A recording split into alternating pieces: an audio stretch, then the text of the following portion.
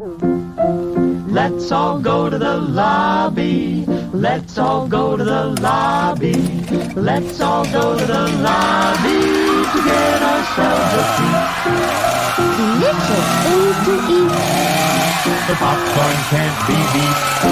The sparkling drinks are just dandy.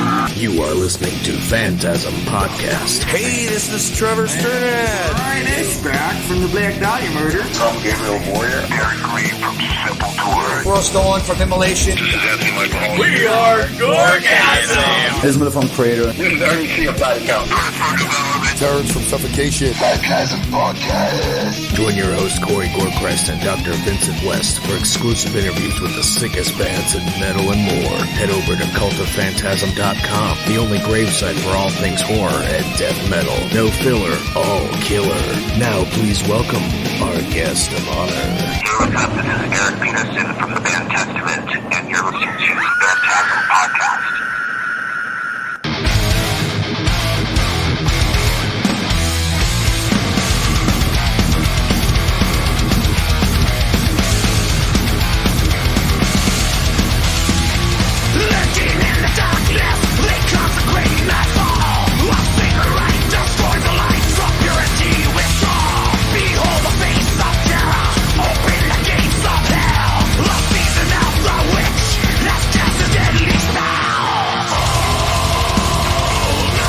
What the fuck is up, and welcome to Phantasm Podcast. I'm Corey Gorechrist, with me, Dr. Vincent West from the morgue. What's up, buddy? How are you, my friend? I am good. We got very special guests. We got Eric Peterson of Testament. Gonna talk about their new album with the Doctor. It's very exciting. And yeah. I'm pretty stoked about it. He's a repeat offender. That's from what is it? Titans of Creation. That is out on Nuclear Blast Records, so you can get that. And the movie we got is almost like a part 2 of what we just did for our last episode. Kind of on a kick of these right now. Doctor, what do we got? We were catching up on some 80s slashers, and we're using the Tubi app because we're having to do the social distancing thing because, well, it's just the way of the world right now, unfortunately. But anyway, I want to thank Corey for his support, and I want to thank all you guys for your support and everything, and we'll be doing stuff in person again ASAP.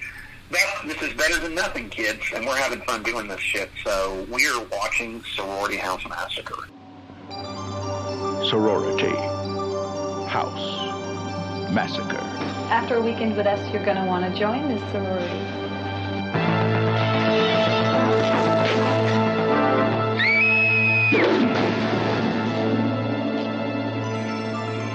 Maybe we are the haunted sorority house after all.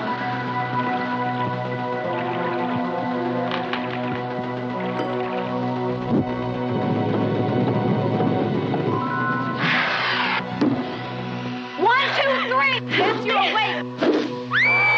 Am I crazy? Oh, God. It's him. That's him! That's the guy from my dream! What's the plan here, buddy? You gotta get freezing. Where's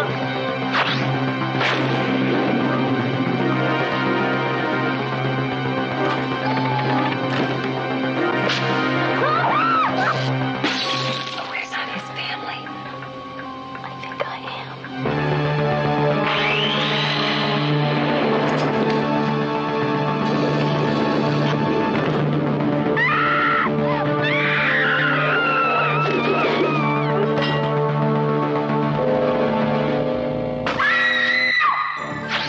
Sorority House Massacre. A slash course in absolute terror. 1986. It's written and directed by Carol Frank. When do I hit play on this, by the way? Huh? When do I hit play on this bitch? Oh, you hit play as soon as I say go, which we did already. Okay, where do I need to be in this? The titles just came on. I am at 2 minutes. Exactly. We'll try to sync up here. It's actually, because we did, our last episode we did was the Slumber Party Massacre 2 for... Okay, I've got mine paused at 3 minutes and 13 seconds. Can you get to that? Yeah, hang on. I'm sorry. I'm watching mine through a cable box, kid, so it's kind of hard to fast forward and rewind. Yeah, I'm on my... And the old doctor fucked up instead of hitting play when we said go. But anyway. Oh, you at 3 minutes. I barely fast forwarded. That's what it does. I'm at 3 minutes and 13 seconds.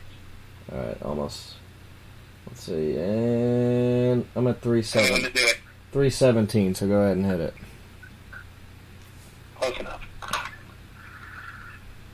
So the same bitch was on his bed at which same place, bitch just opened the door. Yep, that's it. Right when you said it, that bitch showed up, so we're good. Okay, so that's what you get it, kids. It's not perfect. We had it perfectly synced last night. The old doc fucked it up today.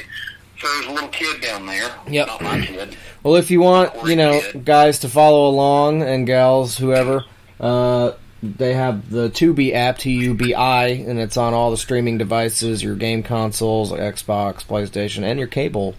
And your, if you have a smart TV, usually it's on there. It's on your phone, so it's a free app. So if you want to watch a lot of good horror movies, a lot of stuff we've done, if you want to follow along during quarantine on a lot of our episodes, a lot of those movies are on there. So check it out, and it's an easy way to keep up with us, and it's a free way to do it as well. And enjoy quarantine by actually watching this shit as we blab over it. So we appreciate your guys' support, and hopefully all staying safe. Now, to the film.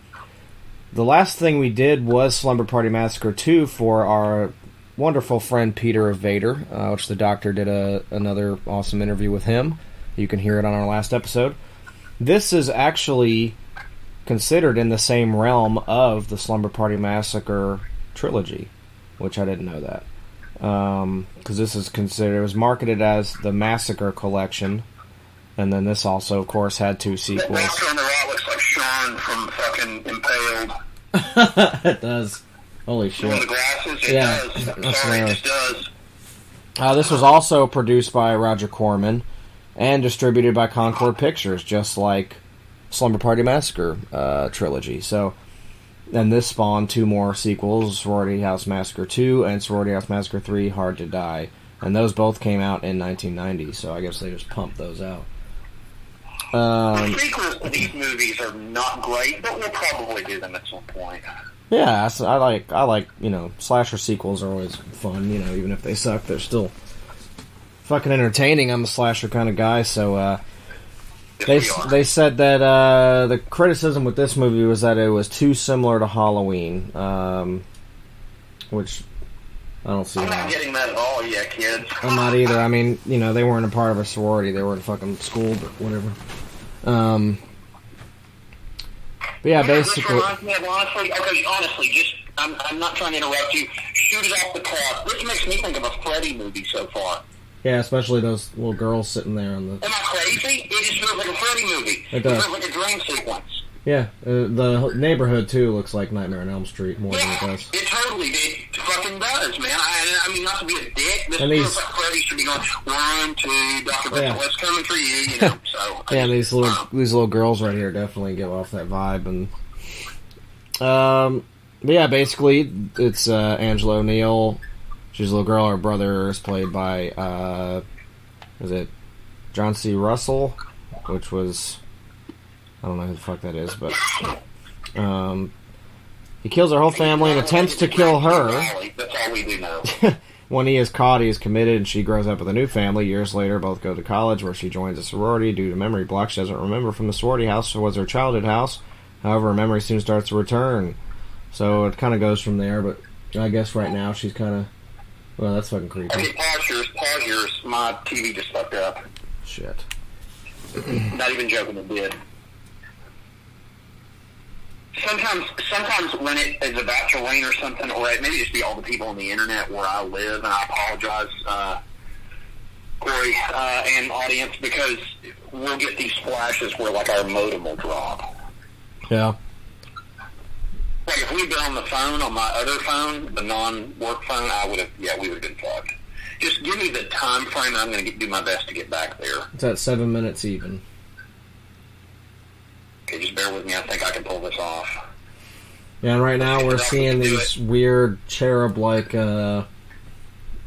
like girls, but they're like dolls or something. It's really strange right now, so it's kind of cool. I think I figured it out. I'm working it. It's going to take a second because I'm having to do it slow, because if I go fast, it's going to fuck it. You're fine. My apologies. What else we can do? The film was given a limited release theatrically in the United States by Concord Pictures in October of 1986, and the film was released on VHS the following year by Warner.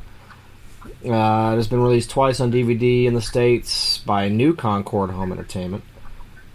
Once as a single film edition in 2000, and as a double feature release alongside Sorority House Massacre 2 and 03. Both releases are currently out of print. On November 4th, the film was released and remastered on Blu-ray through Scorpion Releasing, which is a limited run of 1,200 copies. So, if you have one, congratulations. If you don't, you gotta hit up that eBay, or just... I've got it perfectly paused on 3 chicks at a dinner table that look like dolls. Yep, that's where I'm at. 7 minutes exactly. Tell me when to hit it. Hit it right now. And we're back, folks. Sorry about that. How about the technical difficulties? Yeah. And let me move that remote and everything else the hell away from me so I won't do that again. Somebody can't handle their booze. Anyway. Well, yeah, 1980. I started as a kid. And I remember renting this from the video store. And I don't think I've seen this since. I've never had it on DVD. So this was never like, oh, God, I have to have this on DVD, so. Right. I want to talk a second about some of the turds that Arrow's put out recently. They have put out some complete and utter garbage. Yeah, I don't remember the last good thing they put out. It's Italian fucking 90s horror movie. It's like, do you all have nothing better to do? And then I don't have a problem with it other than the fact that they're charging $40, $35, $40 for these movies. It's like, really? Yeah. A collector's edition of a movie you've never seen? I don't need a collector's edition of a film I've never seen. And I'm sorry, and everybody's like, oh, I know what movie is. No, you don't. But did you grow up in Italy at a video store that had Betamax and VHS and Laserdisc? No, you didn't. Are you from Italy? No, you know you're not. Because I mean, there's literally like these snobby people that I know that collect horror movies, and they're just like, I remember that movie. No, you don't. Yeah. No, you don't. What? You know? I mean, give me a fucking break. And these are the same people, even though I don't like a lot of, like, big hit blockbuster top movies, but these are the same people that think they're too good to watch Frozen Part 4 or Return of the Jedi's 20 or whatever, And, I don't watch those movies because I just don't want to, but I don't watch it because I think I'm better than the film, Yeah. But these are the same kind of people. I'm not going to mention any names, wheelchair fucker. Yeah. I mean, I definitely would not add anybody, wheelchair fucker. And, I definitely wouldn't condemn anybody for wasting money on it, wheelchair fucker. But, yeah. I just don't understand it, because to me there's a lot of just crap. I'm not talking, this has nothing to do with this movie, kids. I'm just talking about a lot of this, like, and I'm not even talking about your, like, core Italian stuff. I'm talking about just these weird offshoot things, and it's just like, oh, God, it's out of print. I've got to spend $5 million on, Edge of My Scrotum. It's just like, why? Why do you need that movie? That's that Beyond the Door movie sold out, like, right when it came out. That movie's not any good. What is it? Exorcist ripoff. Beyond the Door. Oh, yeah. Oh, Scott, I've got to have it. Again, I'm not going to mention anybody, wheelchair fucker, but it's, just something, in my personal opinion, that just is a waste of money. Yeah, I agree with you. Well, we can, and this is and I mean, again, I'm not trying to, out anybody for wasting their money on Arrow's products, wheelchair fucker, but, it's just my opinion, but... No, I agree with you. And they were putting out good stuff, and every blue moon they will, but then it's just like, I get a collector's edition of American Werewolf in London, and then like 30 movies later, they'll put something else out I like. The bonus to this is I don't really feel like I have to spend a lot of money with them, so that's good. But right.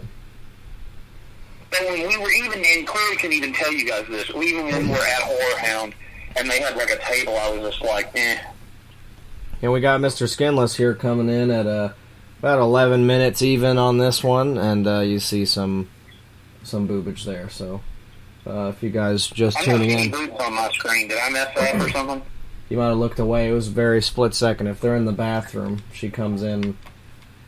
Get some topless action. It's a girl in a gross blue dress that looks like a drag queen talking to a chick in another blue dress. Yeah, if you looked away, then you missed it because she came in and out. But there was definitely. I think I probably was. There was a pretty decent rack in there, and making sure we're at the right place. Yeah, Mr. Skinless has your back on all your horror nudes. So there you go. 11 minutes. You got. Okay, I got something really funny to tell you. Imagine the main chick's hair on Wilshire Fucker. I like that one with the palm tree get up going.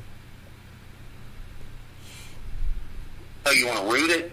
Oh yeah. Oh, she's got a dress on okay, the other half. Yeah, she's got like a crop top, and then she's got the dress. I would leave it on like a Japanese bukkake film. That chick with the pearl necklace. Yep. Oh yeah, there you go. The doctor's pearl necklace. Anyway. She's got that skunk butt for her hair. The 80s skunk butt. Yeah, it's really funny. 80s skunk butt. Down the water. Yeah. Oh, we can keep. A nightmare on Sorority House Massacre Street. That's what this feels like. Yeah, it does. It feels straight up like a. That's the chick with the pearl necklace. Yeah, you like that one. Sorry, kids, that's ZZ Top. You don't know what that is. Anyway, yeah. Well, we got. Ruining ZZ Top with my voice, but. No, it's funny. We can cue up old Chucky here and take you back to. It's North Face. It was North Face before the jacket. Did you I see it. Yeah, it's right here, North Face. Now this bitch is going crazy, trying to get out of here. Ooh, I like the one. I like that chick with the pink on. She's nice.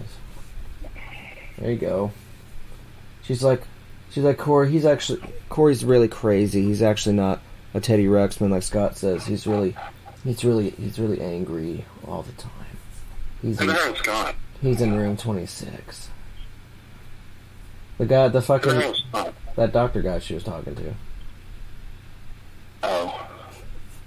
She's just like, he's really angry all the time. But we'll take you back to 86. We'll cue up old Chuck here, and we'll get you to alter the future with us. Altering the future!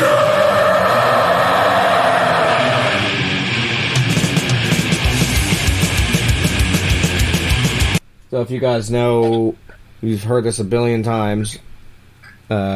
We always go over it, though. Altering the future.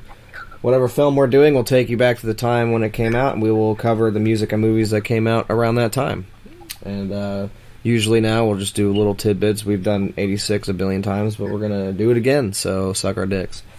I'll just run through these super fast, and usually I save the horror for last. I'm just going to do all the really good ones on here. This is one I watched 2 days ago. I watched Ferris Bueller's Day Off. Fucking love it. Top Gun. Everyone shits on it. It's one of the greatest movies ever made. It's one of the best summer movies ever made. It's one of the best Tom Cruise movies ever made. So good. Can't wait for the new one. Top Gun is like top tier of films, period. So suck it. Platoon. Stand By Me. Big Trouble in Little China, which is way better than The Thing. It's actually probably one of the best John Carpenter movies ever. Not The Thing. Thank you. Good night. Pretty in Pink. Crocodile Dundee. The Color of Money. Labyrinth. Overrated, but still, I kind of. Color of Money is one of my favorite movies ever made. It's a great movie, and another Tom Cruise fucking goodness right there. Yeah, Labyrinth, overrated, but I still like it. I have a soft spot for it. I don't know why. I just like it. It's good. It's because you dance, Corey, dance, Corey, dance. You want David Bowie to fuck you in that outfit. No, I don't. I mean, if he at the time, he'd be like, "You want me to give you AIDS?" He'd be like, dance, take my ding-dong in your mouth. This one's for old Dr. West, Star Trek IV, The Voyage Home. We got Hoosiers. Great Mouse Detective, one of the best Walt Disney movies ever. If you got the Disney... If you got the Disney Plus, you need to go ahead and watch The Great Mouse Detective, because it's fucking bitchin'. Karate Kid Part 2, why not? We got Manhunter, we talked about that the last episode. Transformers the movie, shout out to Ross and Matt. Man, so good. This is a Scott special right here, Back to School. Who the hell is Scott? Sorry, Dr. West. I'll have to edit that. You do it all the time. You're like, Scott likes that. I'm like, who's Scott? No, I know. I don't know who the hell that is. Let's just keep going. We're good. Whatever. Back to School. Short Circuit. Little Shop of Horrors. Everyone craps on it. Short Circuit is horrible. It is horrible. Terrible movie. It's pretty bad. I liked it when I was like 5, and I haven't watched it since, but I used to watch it. It's kids, man. It is. You should like it when you were 5. It's kids. I couldn't watch it now, though. I'd just be like, this is gay. No, it's bad. Little Shop of Horrors. Everyone shits on that, but I love it because I like Rick Moranis. So, whatever. No, it's a good movie. It is. Flight of the Navigator. Howard the Duck. Howard the Duck is a weird movie. I don't know if I like it or not. It is what it is. It's very weird. And then it's like, oh, it's also a comic book movie. Oh, it's also George Lucas. It's like, can you stop? This is really fucking weird. Raw Deal, Arnold Schwarzenegger, which just got put out on 4K, and it's actually at Walmart for like $9. So if you want it, fucking... Can we put that on 4K? It's at Walmart for like $9. Raw Deal. On 4K? Yeah. Weird. It is weird. The Money Pit with Tom Hanks, Shelley Long. Got police... Shelley Long, I used to masturbate to. This is so weird. But anyway. Because I wanted to fuck her on Cheers. Okay, that makes more sense. Police Academy 3. You got An American Tail. What else? The Golden Child. Great movie. It is. Down and Out in Beverly Hills. Got One Crazy Summer. That's a good movie. John Cusack, Demi Moore. One Crazy Summer's a great movie. Savage Steve Holland. It's good shit. Yep. Let's see. Three Amigos. Steve Martin, Chevy Chase, Martin Short. One of the best comedies ever made. Movie. It is. It's really good. Funny. Let's see if I'm not forgetting anything in that category. Yeah. Get into the horror here, folks. Well, no, we'll do one more. That's what I was forgetting. Blue Velvet. It's amazing. Yeah. Let's see. Horror movies is stacked. We've done a ton of these on here, but we'll just go through them. We got Critters. We got Friday the 13th Part 6. Texas Chainsaw Part 2. And we got... Is Part 6 still your favorite? You know, as I get older, I mean, I really do like that movie. It's probably one of the cheesiest ones, but I love it. I don't know, now that I've got to be honest with you, it's moved into my low grade. I've seen it so many times. I honestly like 5 a lot. You know, a lot more than that one. I knew you like 5 a lot. 5 has always been a would-be one for you, but I don't know, there's something about 6 that it's great, and I used to absolutely love it, and now when I watch it, I'm just like, smoking turd. I don't know. I kind of like Takes Manhattan more now, too, you know? Dude, that movie is so criminally underrated. It is. It's raunchy as fuck. It's like the nastiest looking Jason of all of them. It's so good. It is. Like if my go-tos are this is weird. They're Part 8, Part 2, and Part 1. I don't know why. Yeah. 4 is still my favorite. And then 4, yeah. I've seen 4. I mean, 4 is my favorite, period. But for some reason, some of those others, I don't know, they just feel good. And like 7's way too butchered for it to be good because it was so good, like, before they really, like, just butchered agree with that. it. And if they made it the way it was intended to be made, it would have been the best one. But it's just, it's just so cut, it's bad. I 100% agree with that. But yeah, Part 6 is still good, but, you know, there's better ones. I'm more partial now, more to 5 than I used to be, and 8, for sure. 8's kind of trumped 6 for me in the last few years. But yeah, Texas 2, Maximum Overdrive. Love it. April Fool's Day. We got Aliens. We got The Hitcher. See, Thomas Howell's my shit. We got The Wraith. We got... Here's some of the ones we've done. Night of the Creeps. From Beyond. Shout out to our friend Ken Foray. We love you. Chopping Mall. We got Henry, Portrait of a Serial Killer. Got Deadly Friend. Poltergeist 2, which we've done. There's not that's a criminally underrated Wes Craven movie. It is. It's awesome. You got that scene where that chick chucks the basketball and, like, explodes that old lady's face. That part's fucking awesome. It's a great movie. It's good shit. It is. A lot of people don't like it. Because they suck. Psycho 3, which we've done 3, haven't we? Psycho 3? Or did we do Psycho 2? I'm pretty sure. I know we did 2. I want to say we did 3. I think we did 3. Anyway, Troll. We got Slaughter High. Demons 2. Terror Vision. Oh, I didn't know LaPlante came out in 86. LaPlante. That's crazy. I had no idea that LaPlante came out in 86. I figured he was hatched in like 2006 with his mentality. Right. Well, who knows? Or LaDouche. Yeah, LaDouche.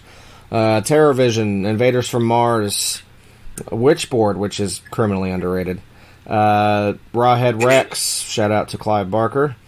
Dead Time Stories, Class of Nukem High. I love that movie.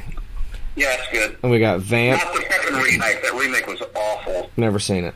Yeah, don't. Vamp, Neon Maniacs, Gothic. Vamp is awesome. It has Robert Russell in it. It's awesome. Gothic. Let's see. I love Gothic. I have that. This is good. Anything else notable? Movies? Dead End Drive-In. Body Count. There's one you haven't said that is my favorite movie of that year, but I haven't gone through it. Called Trick or Treat. Yeah, Trick or Treat. That's 86? Yes, sir. I didn't think it was 86. It is. Let's see. Saw that bitch at the theater. See if there's anything else. I guess Trick or Treat. We'll leave it at that. There you go. It's good stuff. It's a great year. It's sexy, and it's awesome. It's a great year. Yeah, Trick or Treat was totally 86. And shout out to the Boys and Goat Horror. That's who we gave that movie to. So you watch that weird German Blu-ray you had. I have it. But yeah. It is weird and it is kind of strange. I forget what that company's called. They're called like Massacre Media or something like that. And they put out these really cool media books. They're called Massacre Video or something like that. Because I think I have one of their media books, and it's from, I think it's The Dentist I got. And I've never opened it, and I also have a Dr. Giggles Blu-ray they did, and it's got a lenticular cover. They're a really good company, and their boots are actually pretty decent. You know, they're not the greatest cuts. Like that Trick or Treat one was pretty bad looking, but you know, it has like 1 million languages on it, and it's pretty cool. You know, Can I tell you what I'm going to splurge on when I get some more dough? What's that? Well, I'm paying off some legal stuff, kids, but you know what I'm treating myself to? That fucking gigantic part hero Jason from NECA, because they still got it in stock. Hell yeah. I think I need that, don't you? I You just do. need that John S. Jason. You do need it. Fucking Ted, it's amazing. But yeah, it's weird. I always forget about that. That's a classic from 86, man. Deadly Friend, underrated movie. I saw it at the theater, and Trick or Treat is just so good. And of course, Aliens. God, I love that you mentioned that. It's such a good movie. It is. Aliens is awesome. You know, a lot of people don't like the sequel. I love Ripley in that movie more than I do the first one. Oh, she's so cool in it. And, you know, you can't knock on Michael Biehn and Bill Paxton. I mean, they're so great in that movie. And, you know, again, a lot more iconic and better than The Thing. Just saying. If you want to do an alien movie and with quotations and all that, you know, I'll take Games Over, Man, over You Gotta Be Kidding Me any fucking day of the goddamn week. So, there's that. Okay, you ready? Ready. You ready for some albums? Music, 1986, covered by Dr. Vincent West. So, Racer X, which was Paul Gilbert, who eventually ended up in Mr. Big. It was his, actually, like, Amazing guitar player. really awesome band that he had with Scott Travis from Judas Priest fame before that. Album Street Lethal, their debut album, it's really good. Is it cheesy? Yeah. Is it amazing? Yes. Just like this movie. Sam Hain, November Coming Fire. Love it. Amazing. Love it. Amazing. Love you, Yuri Vaughn. Shout out to you. This is a weird one, but I got to throw this out there because I saw this tour and I still listen to this record, and it was the soundtrack to the movie Hot Rod. I love Europe, The Final Countdown. What a great album. It's good. It's good shit. It's essential music, for sure. It is. Good arena rock stuff. What's that? It's good arena rock stuff. Just good stuff. Yeah. Oh, goodness. It's good shit. Sodom, Obsessed by Cruelty. Woo! Vinnie Moore, who is now in UFO, it's an instrumental shrapnel album like the Racer X thing, except it's completely instrumental. It's called Mind's Eye. It's fantastic. Some noodly kind of shit, kind of stuff that makes you never want to play guitar again. It's that good. Right. Fox of the Rock from Sabotage. Shout out to Florida guys. One of the best thrash bands in the world. Nuclear Assault. Game Over. Damn right. New York boys. Let's see here. Russian Roulette from a set. That's a personal... Mic drop. Yeah. Personal joke between me and you also, but it's an album you turned me on to. It is a really good record, though. Yeah, no, it's it fantastic. has morbid meanings where it probably doesn't turn on to a great hot rock and good time for Corey, but it's still an amazing record. Fantastic record. Corey's favorite Alice Cooper record, Constrictor. Damn right, and that coincides with Friday Part 6, which is one of the only reasons I still really like that movie, is because the songs in that by him are fucking awesome. So, you know, Teenage Frankenstein, Man Behind the Mask, good stuff. And have it on vinyl, unopened. Continue. Okay, here we go. And we're all over the place, you know, in Phantasm, because I listen to music. My favorite album from my favorite hair band, Ras, Dancing Undercover. God, it's amazing. So good. It's a good... Oh, man, it's good. Eye Against Eye from Bad Brains. Love them. Eat 'em and Small from David Lee Roth. It's fantastic. Love his solo shit. Let's see here. Mechanical Resonance from Tesla, it's their debut album. This wouldn't be our podcast if we didn't mention Trick or Treat soundtrack from Fastway. Oh, yeah. 5150 from Van Halen. To Hell with the Devil from Stryper. Good shit. Crimson Glory's debut album. It looks like they had old Chief Woodenhead on the video for a minute. It looked like old Chief Woodenhead. What's that? It looked like old Chief Woodenhead on the movie for a second. Yeah, it does. I see it. Oh, look, there it is. Yeah. Inside the Electric Circus from Wasp, underrated album. I love it. Favorite one they did. Cat Dragged In from Poison, love it. Corey's favorite Judas Priest album. He thinks I don't know this. It's Turbo. Sure fucking is. Let's see here. True as Steel from Warlock. Thank you, Miss Doro Pesh. Love her. The best album that Cinderella ever did. Yeah, they're a hair band, but they did a really good album in '86 called Night Songs. Yep.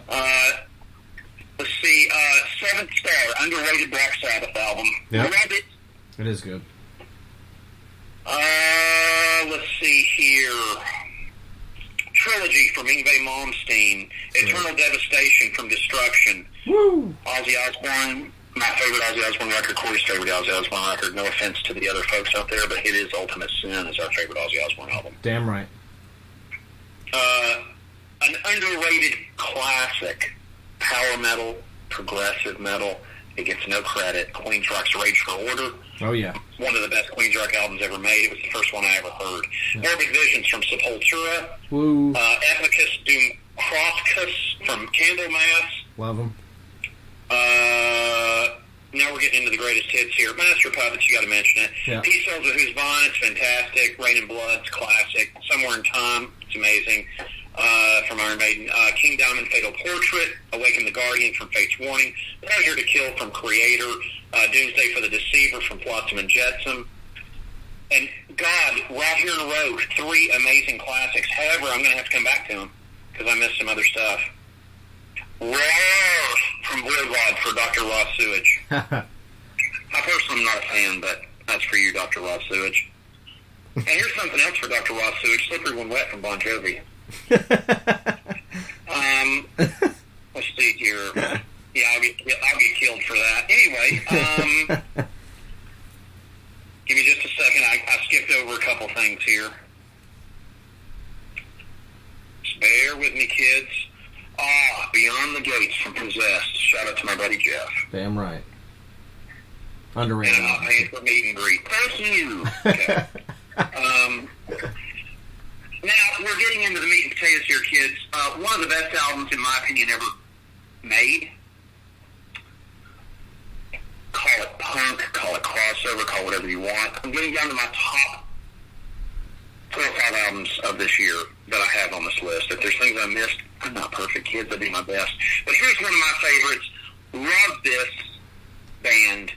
Want some of these guys on our podcast. We almost had it happen. We got fucked over with some label confusion on this. I'm not sure what the hell happened. So this is me because this vocalist was supposed to be on this podcast like 4 years ago.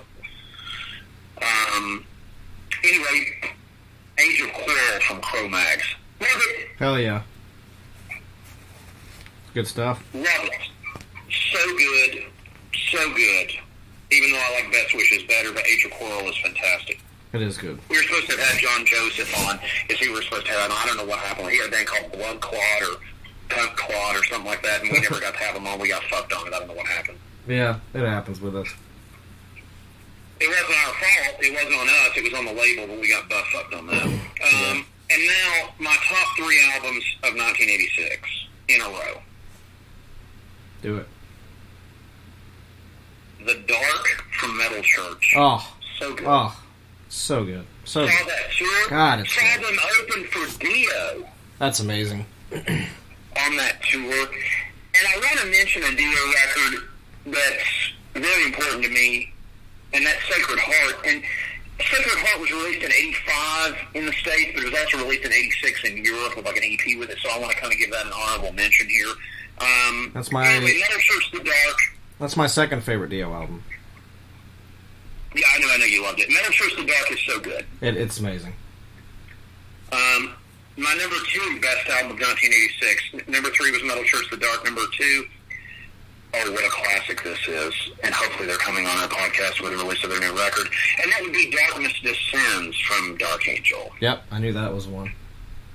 And then my favorite album of 1986. I already know this. And this is not easy to do, but I'm doing it. Yep. Ladies and gentlemen, Motorhead, Orgasmatron. Of course. My favorite Motorhead album. Love it. It's Max Cavalera's favorite Motorhead album. Yeah. It's good shit, man. It's great. That's why they covered Orgasmatron on the Rise. Oh, the cover that Sepultura So good. does on So the good. Rise there. Oh my God, the cover is so. I will cut you down. Nasty. Yeah, it's great. It's such an anthem of a song, and it's a perfect, like, I've always wanted to do... Did the title track on Orgasmatron? I've always wanted to do a movie like... No, I've always wanted to do a movie where the beginning of it, you know, you let it go on for a minute, and it's like an action movie. But it starts out in a strip club. When the credits come on, you see some chick, like, dancing. It starts playing Orgasmatron. That's, like, the opening credits, like, song. It would just be a badass way to start out a movie. Like, strip club, action movie, Orgasmatron. That's still my favorite Megadeth record. I don't care what anybody says. That's the best album. Yeah, and I'll defend that one to the end of time because, you know, is Rust in Peace great? Yeah, it is, but it's for me. It is not. He says it's so much better. For me, it's too clean, and it's too much of a guitar player record than it is like a thrash record. You know, it's too clean. It's like, you know, it's like with Pantera. That was my favorite, right? That's my favorite one. Yeah, I mean, mine. Countdown. You know what? Honestly, man, yours is just weird. Countdown to Extinction's my favorite. It's weird. But it's the first. It's the first album I ever heard by them, so I stick with it. Yeah, I get it, but it shows the parallel between what you hear. Because I'm telling you, the first one I heard was 2-7. It's still my favorite. You know what? My other. Well, that's why mine's still my favorite. You know, that's the first one I heard. So, but these are my ones, and they're weird for Megadeth. I go, Countdown, Peace Sells, and Euthanasia. Those are my 3 favorite Megadeth. Euthanasia's great. That's a criminally underrated record. It's so good. Everybody says it's good. I've actually turned people onto it recently because, like, oh no, I've just never really listened to Euthanasia. I was like, well, you're a fucking idiot. Go listen to it right now. It's free on everywhere. Just go listen to it. And they're like, dude, you're right. This album's good. I was like, I know. Everyone skipped over it for no fucking reason. Everyone skips over it for no reason. Like the title track to that album, Euthanasia, has one of the best guitar solos Dave ever did on it. Dude, that album the whole record's good. And I know they have a Toot Lamont thing, but like, you know, I that song's good for what it is. It's catchy. It is good. I don't have a problem with that record. I love it. It's great. It's great. Yeah, underrated. My favorite though is still Addicted to Chaos. Anyway. But that's my favorite. Yeah. I love that one. I'll always like Peace Sells because Peace Sells. It's raw. It's a real thrash record. Cocaine is so good. Rust in Peace is just way too. I thought you liked. Maybe it's not you. Maybe it's someone else that I know. But I could have sworn that you liked. And I hate this record. But a lot of people like So Far So Good So What. I hate that album. It sounds like shit. I hate that album. I like it.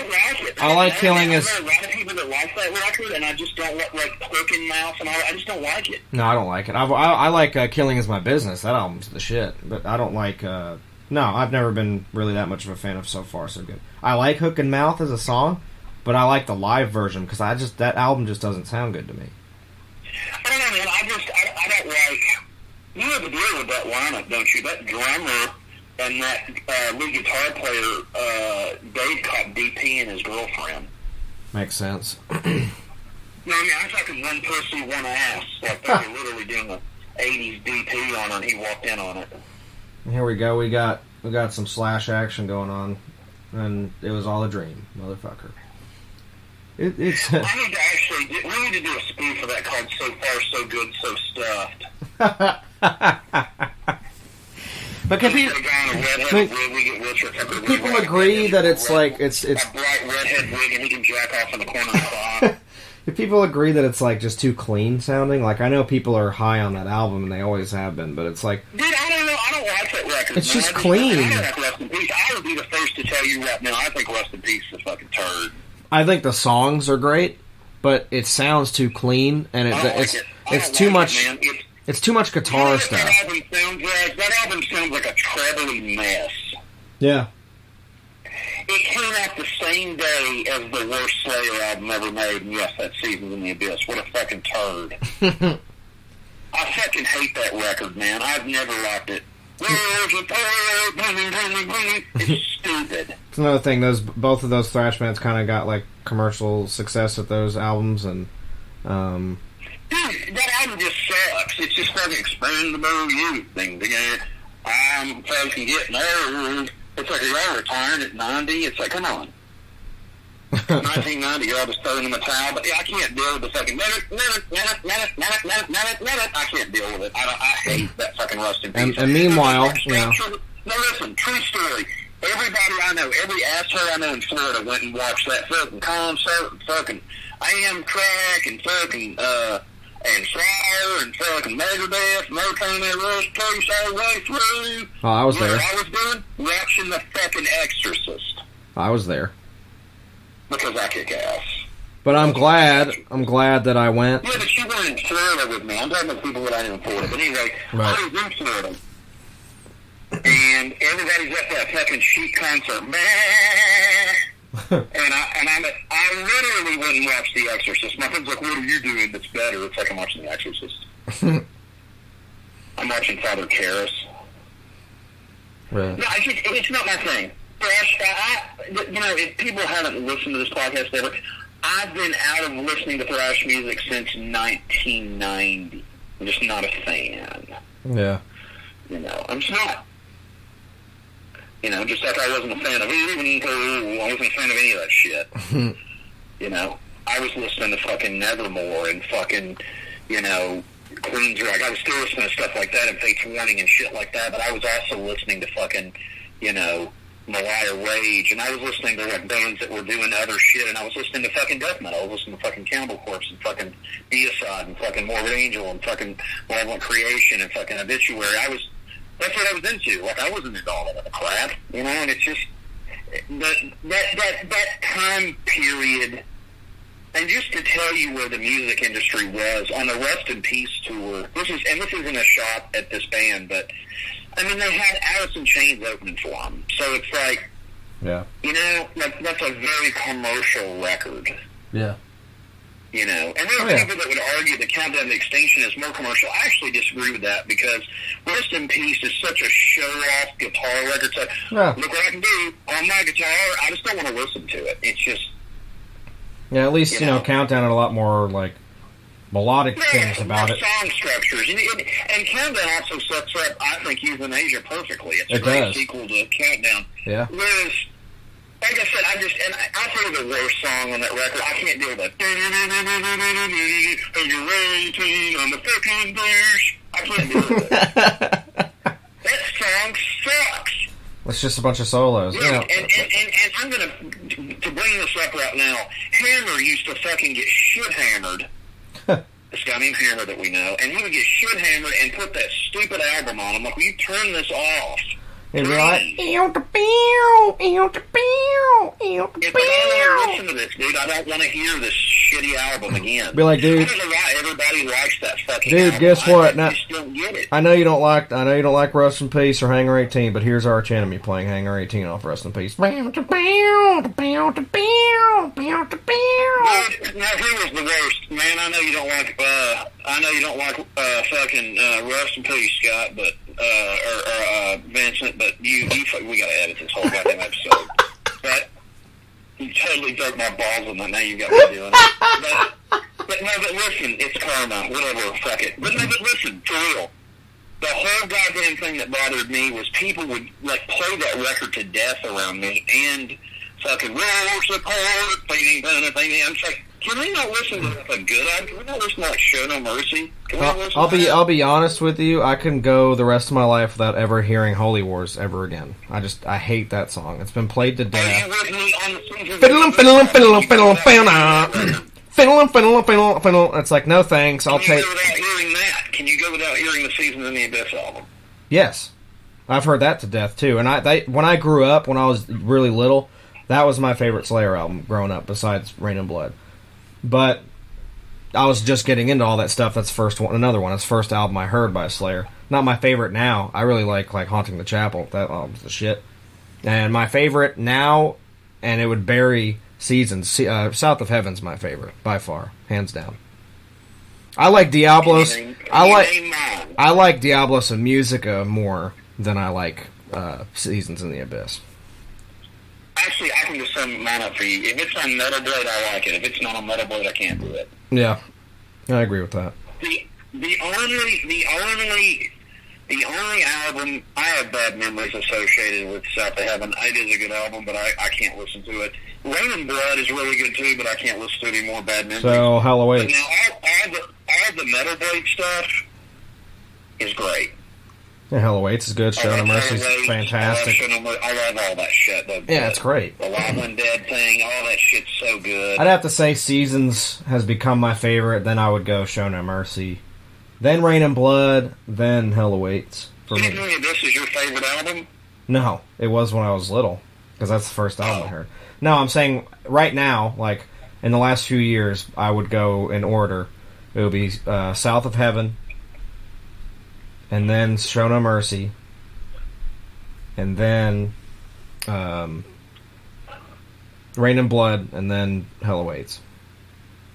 So for me, it's just the Metal Blade shit. I can't listen to anything unless it's the Metal Blade stuff. I cannot listen to it.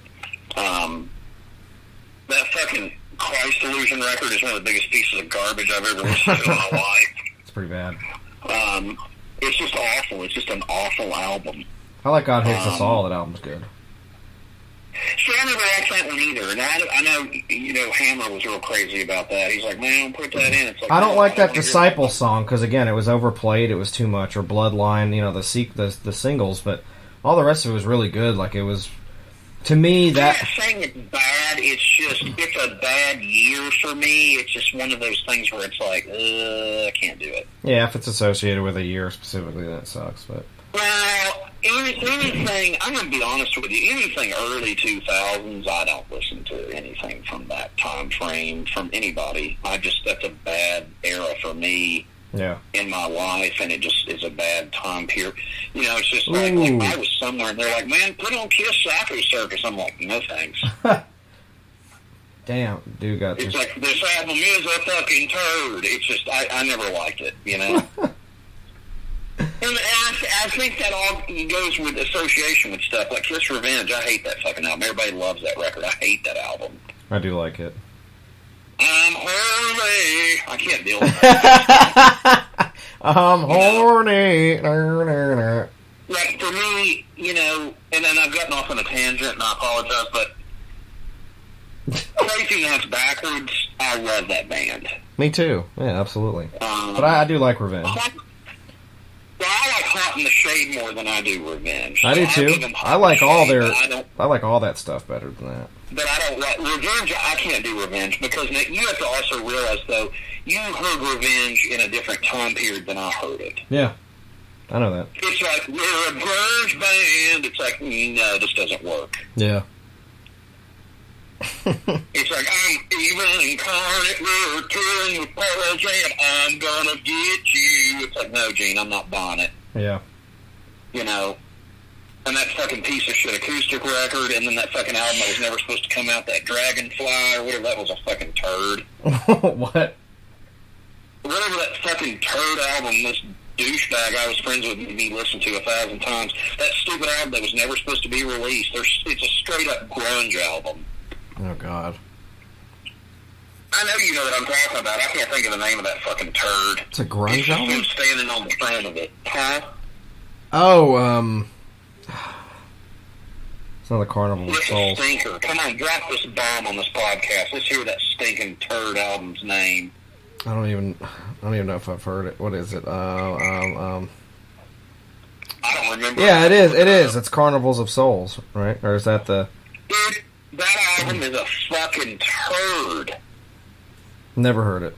It's grunge. And I'm Kiss is my favorite band. I've never listened to that record on purpose. So I was like, it's awful. I love Kiss. I love the band, but I'm specific about certain areas of stuff. Yeah. Like I'll get into a fist fight. People trying to tell me. I remember reading an interview once with fucking Rob Zombie saying that fucking Alive 2 is better than Alive 1. He's out of his fucking mind. Dude, Alive 1's special to me because that's the first. Dude, Alive 2 fucking sucks. That album sounds like shit. It does sound like shit. Alive 1 is so much. Hell, I'd rather listen to Alive 3 and I fucking miss the goddamn fucking that tour of that fucking grunge album, and but it's still better than that. You know where the first one, Alive, was recorded? Oh, I know where it was recorded. Nassau Coliseum, baby. It's where I went. It was my old stomping grounds. Here's my whole thing, though. I'm getting way off subject. Alive 2 sounds like shit. Megadeth needs to stop putting out albums, is all I'm saying. They really do. They need to just stop. I watched, I don't know, it was like one of their concerts they did last year. And, Dave's got that fucking beard and shit. And he just can't sing anymore, man. It's really sad, And it's like, why? I'm not paying to see, like, I don't want to see that. I saw, I'm fortunate to have seen him the few times I have, where they were still pretty damn good, and different lineups here and there, and, even though Slayer played Seasons all the way through, I still saw them with the original lineup, so that was awesome. I got the chance to see that. But it's like, I didn't want to see them when they were, like, 90, with Santa beards. Like, that's weird. I don't want to do that. I'm not going to do that for bands I listen to now. Ironically, for this episode, it's actually apropos. Testament is still a relevant band, and they still put out good records. And yeah, Testament looks great, and they've been through a lot of shit, and they're still... Good for them, man. Those guys put out... They're not trying hard, and bless Chuck for fucking getting through all the shit he's been through and still screaming and fucking doing his thing, and, fucking... But it's, it's awesome. There's some of this stuff is just, I mean, when I was growing up, I remember seeing, like, 38 Special when I was a kid, and I was like, God, these guys look rough. And that's what Megadeth looks like now. They look like 38 Special in the 80s. They do. They're just like, I want you back where you belong. But they're just like, peace is better band. It just doesn't work. Here comes the Megadeth. 1, 2, 3. But it's the same. Bad company, It's the same reason that I won't go see fucking Judas Priest, and I love Judas Priest, but I will not go see Rockin' Into the Night, Breaking the Law Into the Night. I'm not going to go see that. Yeah. I'm not going to go see what was a great band. Shit, this bitch is getting stabbed in a teepee right now. They're having a teepee party. People waste their money on a lot of crap, and I just don't understand it. I don't know. For me, my money's going to go to something solid. I don't listen to just like regular music, like and I would never spend money on any new record from a band that I listen to in the fucking 70s or 80s, because it's going to be a fucking turd, Even Iron Maiden, and Iron Maiden still has it live, but their newer records are not relevant. They're fucking crap. Yeah. I had this asshole recently comment saying that Vader was tired. You know what's tired? Iron Maiden's albums are tired. Yeah. You know what else is tired? Metallica records are tired. Megadeth albums are tired. Lamb of God records are tired. Don't tell me Vader's tired, motherfucker. Yeah. Get off our fucking page, because you don't know shit about fucking death metal if you think they're tired. You know what else is tired? Behemoth is tired. Amon Amarth is tired. I can sit here all night long naming off bands that I think are tired. Yeah. But Vader is not one of them. Sorry. Next, Testament's not tired. Testament put out a fucking fantastic record, Well,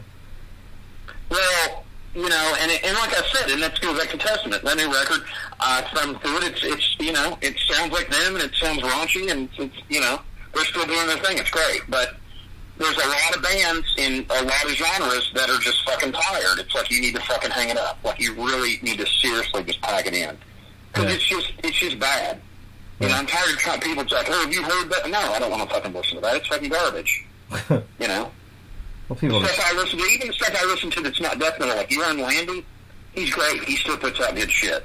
Yeah. And I love the guy, He fucking rockstarred me when I tried to get him on a forum or one of our podcasts, but whatever, But that's fine.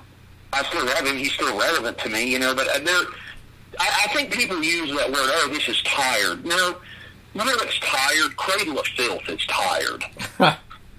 Dylan Berger is tired. I mean, I can sit here all night long talking about what I think is tired. Yeah. Anything that dude from Immortals doing, that fucking, what's Abath fuck? That guy, yeah, that's tired, buddy. That's some tired records. Yeah. It's garbage, New Mayhem, it's great. It's completely and totally relevant.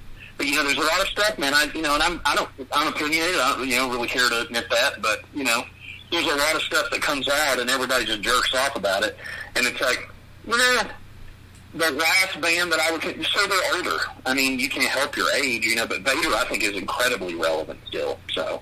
Yeah. And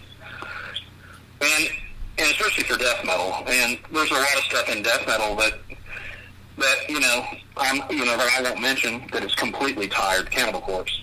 And, you need to hang it up. Leave it to people like Deicide and fucking leave it to the professionals. Leave it to people that can still fucking do it. I agree. Because you're not going to get up there and cut somebody's throat. Broken Hope is still so relevant. God, I can't wait for their new album. They have a new album coming out, supposedly, sometime. So, love that shit, man. Fucking, but tired, really? You're going to say that Vader's tired? This is fucking, what a troll. It's like, whatever, man. Go fucking smoke pot in your fucking Jungle Rot hoodie and tell me what's tired. Fucking idiot. It's fucking stupid. Go jerk off in your fucking Carnifex hoodie and fucking tell me that Vader's tired. Fucking moron. Yeah, it's one of those things. Pathetic is what it is, and it's just somebody's stupid ass pain. This still looks like Nightmare on Elm Street to me. Sorry, I keep getting away from the film, but also we've had a lot of stabbings going on, and and I want to celebrate and say that that's why I think that New Testament record is a great release, because they're still incredibly relevant. Those guys take what they do very seriously, and it's good shit. They still have a lot of passion behind what they do, and you can hear it on the album. Any band that still does it, but there's a lot of bands, man, I tell you, that people, it just cracks me up. You want to hear a band, and yeah, we do want them on the podcast, but you don't hear a band that I think's tired. Who?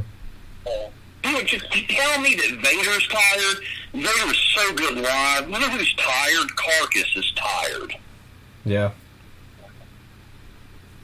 It just is, man.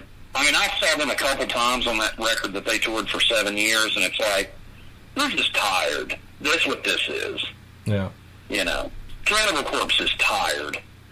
You know, it's just trying to tell me that that's tight. No, buddy, you need to really research what you fucking listen to. Yeah. You know, because to me, if there's no inspiration to it and you have no fire behind your live show either, it's just like, whatever. You know.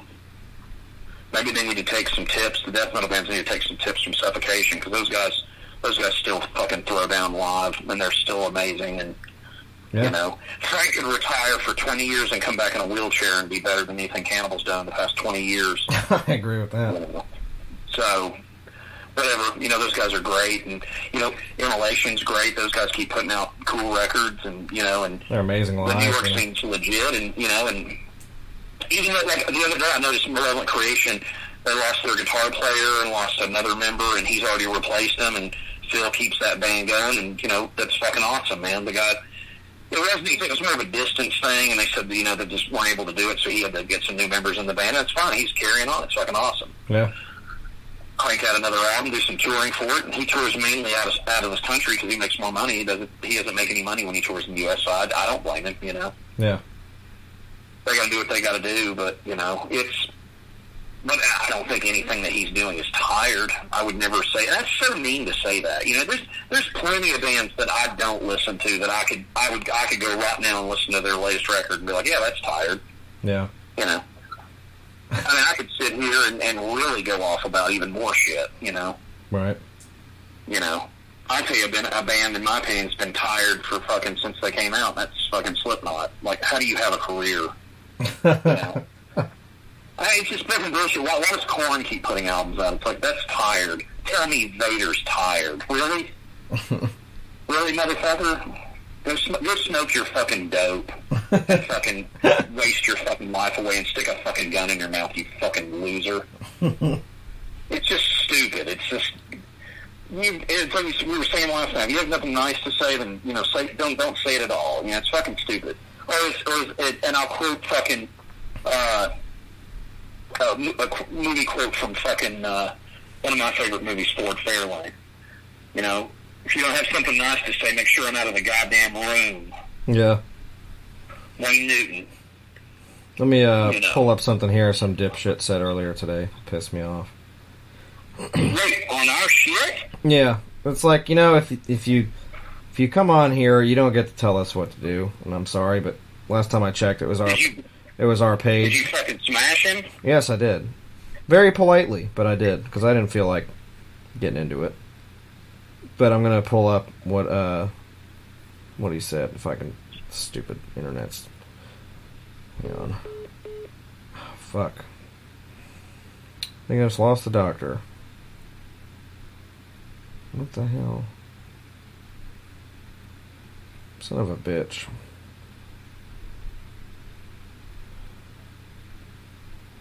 Gotta redial the doctor. I'm trying to find something here.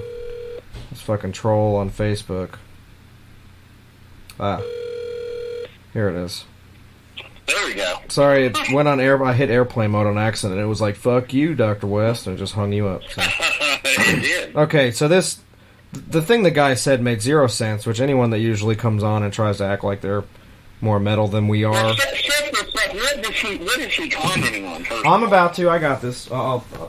Here we go. So, I have been posting these things. I see other people do it all the time during quarantine. It's a fun little activity. I'll put 9 records up, 9 records up, and say you only choose 3. You can only choose 3 of the 9. So on this particular one, I chose to do tech death, and I picked, you know, essential ones, and I tried to make a list. All these lists I made some different. I made some from my other friends, like knew that what they would try to do, and I did it based on what I thought would be the hardest for myself to pick between. Okay. And then that'll allow fans to do it on their own. So I put Necrophagus, Onset of Putrefaction. This is all tech death. These are ones you have to pick between. You do Necrophagus, Onset of Putrefaction, Deeds of Flesh, Reduced to Ashes, Defeated Sanity. Was it Welcome to the... I can never pronounce that name. I know which one you're talking about. Welcome to the Moribund or whatever. Gorguts, Erosions of Sanity, Decrepit Birth, and Time Begins. Severed Savior, Forced to Bleed. Neuraxis, The Thin Line Between, Anata, The Conductor's Departure, or Spawn of Possession's cabinet. Okay? So I put, you can only choose 3 of those. And this asshole said, those are pretty good, or what is it? Some of these are good, but you have to add Degrade or Cannibal Corpse to this list. And so I put, no, you gotta pick from this list. Cannibal Corpse isn't tech death, Chief. So, where do you get off? What he's saying was tech death from Cannibal Corpse. That's what I'm saying. Like, why does Cannibal need to be on that list when it's Necrophages, Deeds of Flesh, Defeated Sanity, Gorguts, Decrepit Birth, like, Anata, Spawn of Possession? Like, where does... I consider Deeds of Flesh brutal death metal, but I guess that, I haven't, that record, I guess, could be considered both. They're considered, they're basically... Same as I would Decrepit Birth. You consider, I consider Decrepit Birth brutal death metal, but a lot of people consider them tech stuff. They're either or, but... Interludes. Whichever. It's technical music. I'm just talking just to talk shop with you because I love you, but that, I'm just saying... The point is you don't, number one, you don't get to tell me what to put on a list I already made, and just think, and two, where does Cannibal fit on the list of those bands? Nowhere. Absolutely nowhere. Nowhere. They don't, I was like, they're not a technical death metal band. They're a death metal band. And nowadays they're a Hot Topic band. You know, it's like, I don't understand what album of theirs would fit underneath. And they've also taken a giant shit on this podcast. Gorguts, Defeated Sanity, Decrepit Birth, Spawn of Possession, like, even leaving out Necrophagus, like, Cannibal Corpse fits nowhere in there. And he said, you know, this Degrade band should be on there, and I'm like, no. You know what's on there? What I put on there for you to choose between. You don't get to tell me what's left out. There's nothing left out. I made the list based on what I felt like doing. Is this some Canadian asshole again? Is that all we have troll us now? I didn't even see where he's from. Let's see if it is like a douche. No, it's not him. It's some other fruit. I have no idea. Some deep sea diver queer. I have no idea. It doesn't say if he's from goddamn Nova Scotia. Nope, it's not. But it's like... If anybody has a problem with that too, I am Canadian, so you can suck my fucking dick. I was raised in Florida, but I was actually hatched in your fucking terrifying fucking laboratory. Because here's the whole thing.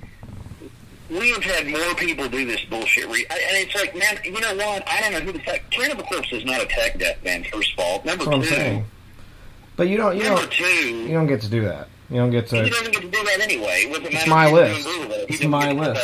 They're not even brutal death. And there was a couple other ones I made, and they weren't... I don't even know if they were on the podcast one or I just made on my own page, my personal page.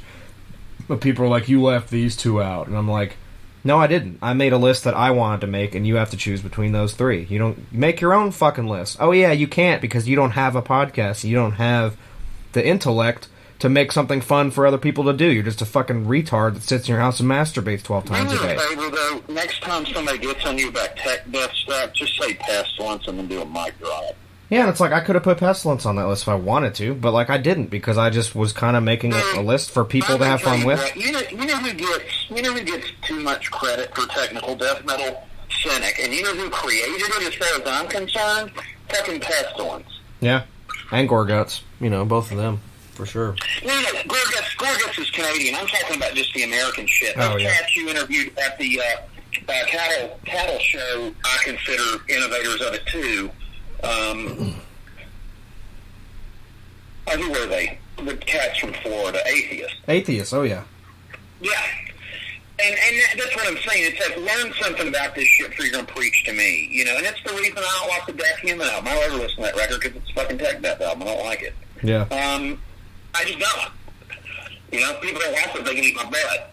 You know, Spiritual Healing Stomps the dog come out of that record. But I own it. In fact, everything that Chuck did, but I just don't ever listen to that record because I always thought it was overrated. But to me, you know, you got Spears by Pestilence. You know, these people try to talk about tech death stuff, and I'm not saying you, and I'm not even trying to say this, you got me on spiral in here, but that record, that's the weirdest record I think I've ever listened to in my life. It's a weird album. What album? That Spheres by Pestilence. It's so it technical. It is. And it's weird. And, their latest release is very technical. I'm very disappointed we're not going to get to see that. But anyway, I want to see what your top 3 is for these, because I put this one on the page, too. I don't think anybody was a smart-ass on it. I think everybody was pretty decent about it. You can ask me anything, and I'll answer. Oh, yeah, this guy... I'm not going to be able to produce. No, I didn't notice that. The same guy tried to put that band... He must be in that band or something. That Degrade band. He put that underneath here as if that belongs on this list, especially. And then basically put, you asked for... He was like leaning towards this, but you asked for 3. It's like, do you have a problem with what I do on my own shit?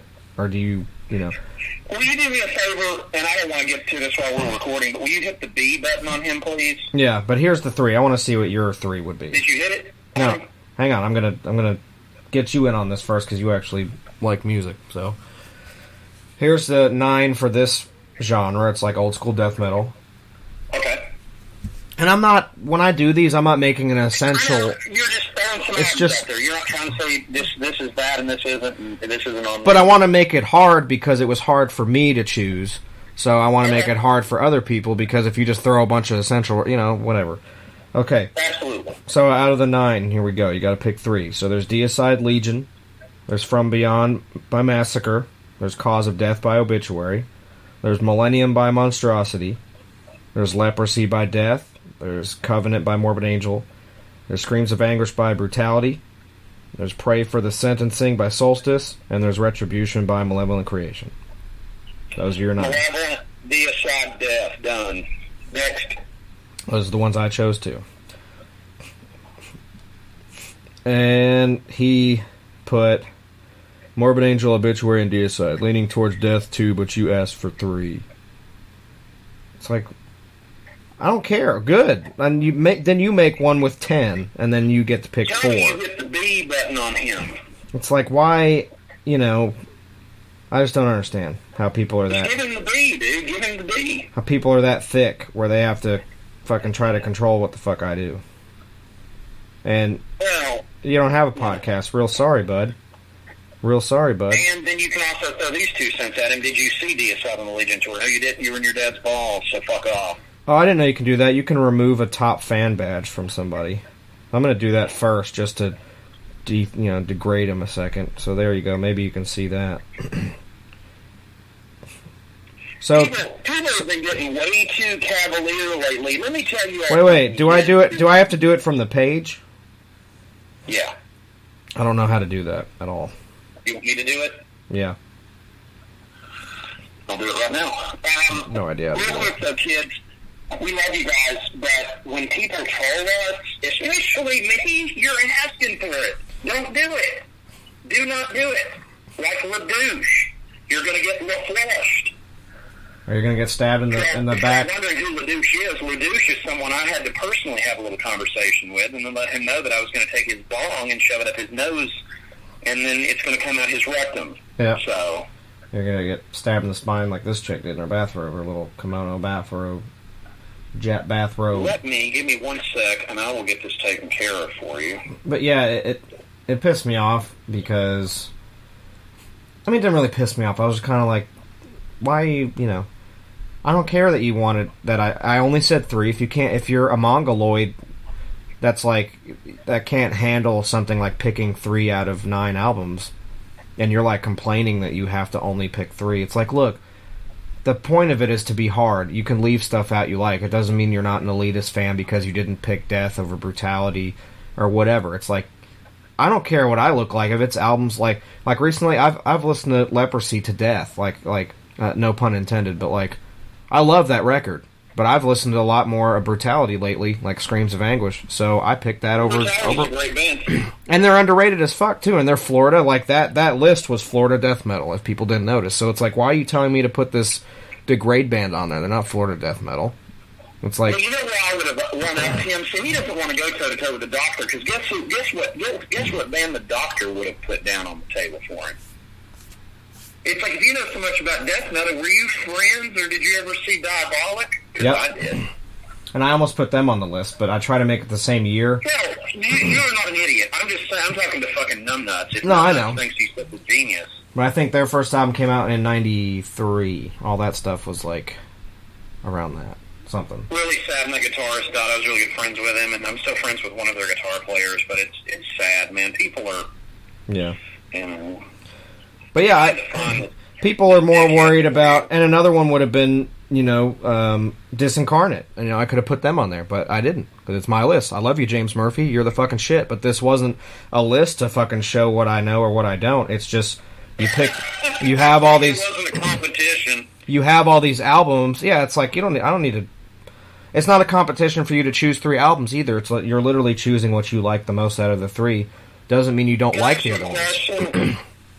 But people got to be elitist with, especially when you get to the names like, like Morbid Angel. The guy we're talking about, is his name J.D.? Yes, it is. Well, guess what he just got? Like, Vincent, will you hose him, please? That's what he's getting. Right here live on Phantasm, guys. You'll hear the first... the way we do things here. So, but yeah, I don't care if people's opinions, whatever. But you do something like that, you're getting the fucking boot. He didn't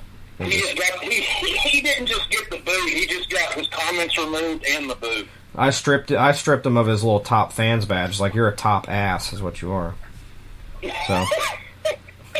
I could care less, because it's like you don't go on there and demand things from us, because the only thing you're going to get is the fucking flush. The old toilet bowl flush. Toilet bowl flush. That's what you get there, buddy. You want to be a smart ass, and you can go troll somebody else's page. I didn't see you make a list. Went back several times and tried to stalk your page. I didn't see you make your own list. Why? Because you're too fucking stupid, and you want somebody else to... You need Cannibal Corpse on there. It's like, oh, really? Next to Deeds of Flesh and Defeated Sanity? I don't think so. They don't even come close to that. They're also not going on my Florida death metal old school list because they're transplants. They're from fucking Buffalo. They can go on there with the New York shit. And you know what? I wouldn't put them on that list either. Not anymore. You know who gets on that list? Immolation, Suffocation, Internal Bleeding. I'll even put Nuclear Assault, that's not even a death metal band, before I put them on a list of anything. So, don't tell me how to make my lists, Well, the problem is this goes back to what we were talking about last night, and I talked about this with Porno Protron too, is you got too many people, it's like, I've got an opinion. It's like, yeah, and I don't want to hear it. Well, that's not even an opinion. That guy was basically saying... He was correcting you is what he was doing. He was being an ass and trying to promote his fucking band. Guess what? Let me tell you all something, kids. We don't promote your shitty local band because we don't fucking care about it. Well, it's not even that. It's like... I'm too fucking old at this point to fucking wipe everybody's butt and buy them a Happy Meal and ask them if their fucking sandwich was made right. I don't fucking care. If you don't have something nice to say or something to contribute, and you were trying to do something fun during this quarantine shit, and this guy has to be a fucking horse's ass. Yep. All because he couldn't pick between 3 things because he didn't want somebody to think he didn't want somebody to think that, like, oh, what, you didn't pick death. It's like, it's not about that. Everybody has their own things they would pick. There's no reason that, look, there's no reason to everybody has, because he's one of those guys. He proved it to me that he has to act like he has those like elite things, and it's like, look, if you don't want to pick a death album over a fucking Deicide album, that's fine. You don't have to. There's 3 albums, you can pick 3. Doesn't mean you hate the other ones. It just means you pick different ones. That's why it's hard. That's why it's fun.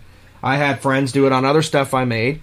Even on some of those ones, on Instagram, on some of those death metal ones, people were like, fuck, this is hard, but I guess, I really hate that I left A Cause of Death out because I love it, but, I had to pick this one more. That's what made it fun. But it doesn't mean you hate it or you're not a fan. It just means I made a cool little thing for you guys to do, like a fun little activity, take you 2 seconds to pick.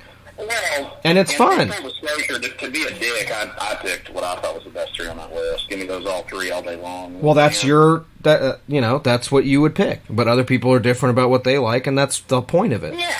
But you're not supposed to be like, you only told me to pick 3, but I would have picked death, but you only said 3. It's like, yeah, I did only say 3, and what'd you do? You bowed down and picked 3, and you sucked my wiener. So, thanks for that. Now you're banned. So, suck a dick. Well, the thing was that my whole thing is... Thanks for playing. The people are, you know... Spin the wheel again, like, motherfucker. I didn't even think twice about that. You're like, here it is, and I picked it, and I was done. I didn't Exactly. question, I didn't second guess it. It's just right. Those are the ones that those are what I prefer off that. Right, so. And that's all it is. It's not like I pick what I listen to more, not like what's. I'm not going off of what the best albums are. In full disclosure, because of the way I was treated by Morbid Angels management, I would never pick them for anything. Now, right. You know, and that's a longer story if you guys want to research. But you can interpret that list as what's the best. I made the list, and I think what they're for is more or less, if you could just pick 3 and only listen to 3 for the rest of your life, what would they be? And that's it. You know. I'm very fine with the 3 I picked. Yeah, and they're great. And there's not a wrong... That's the funniest part. There's not a wrong answer for any of that.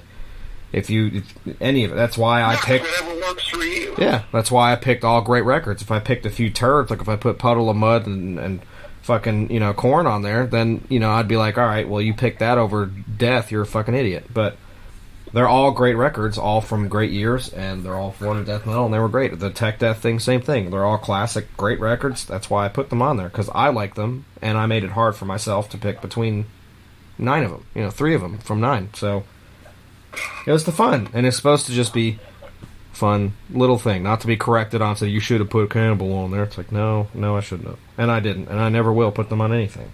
So. Well, the whole thing with people with stuff like, and people do that with movies, you know, like I'll tell you, you know, Star Wars fans can't handle reality when people crap on their stuff. Like, you're not going to come to my house and make me watch The Mandalorian because I'm never going to watch it. So, you know, and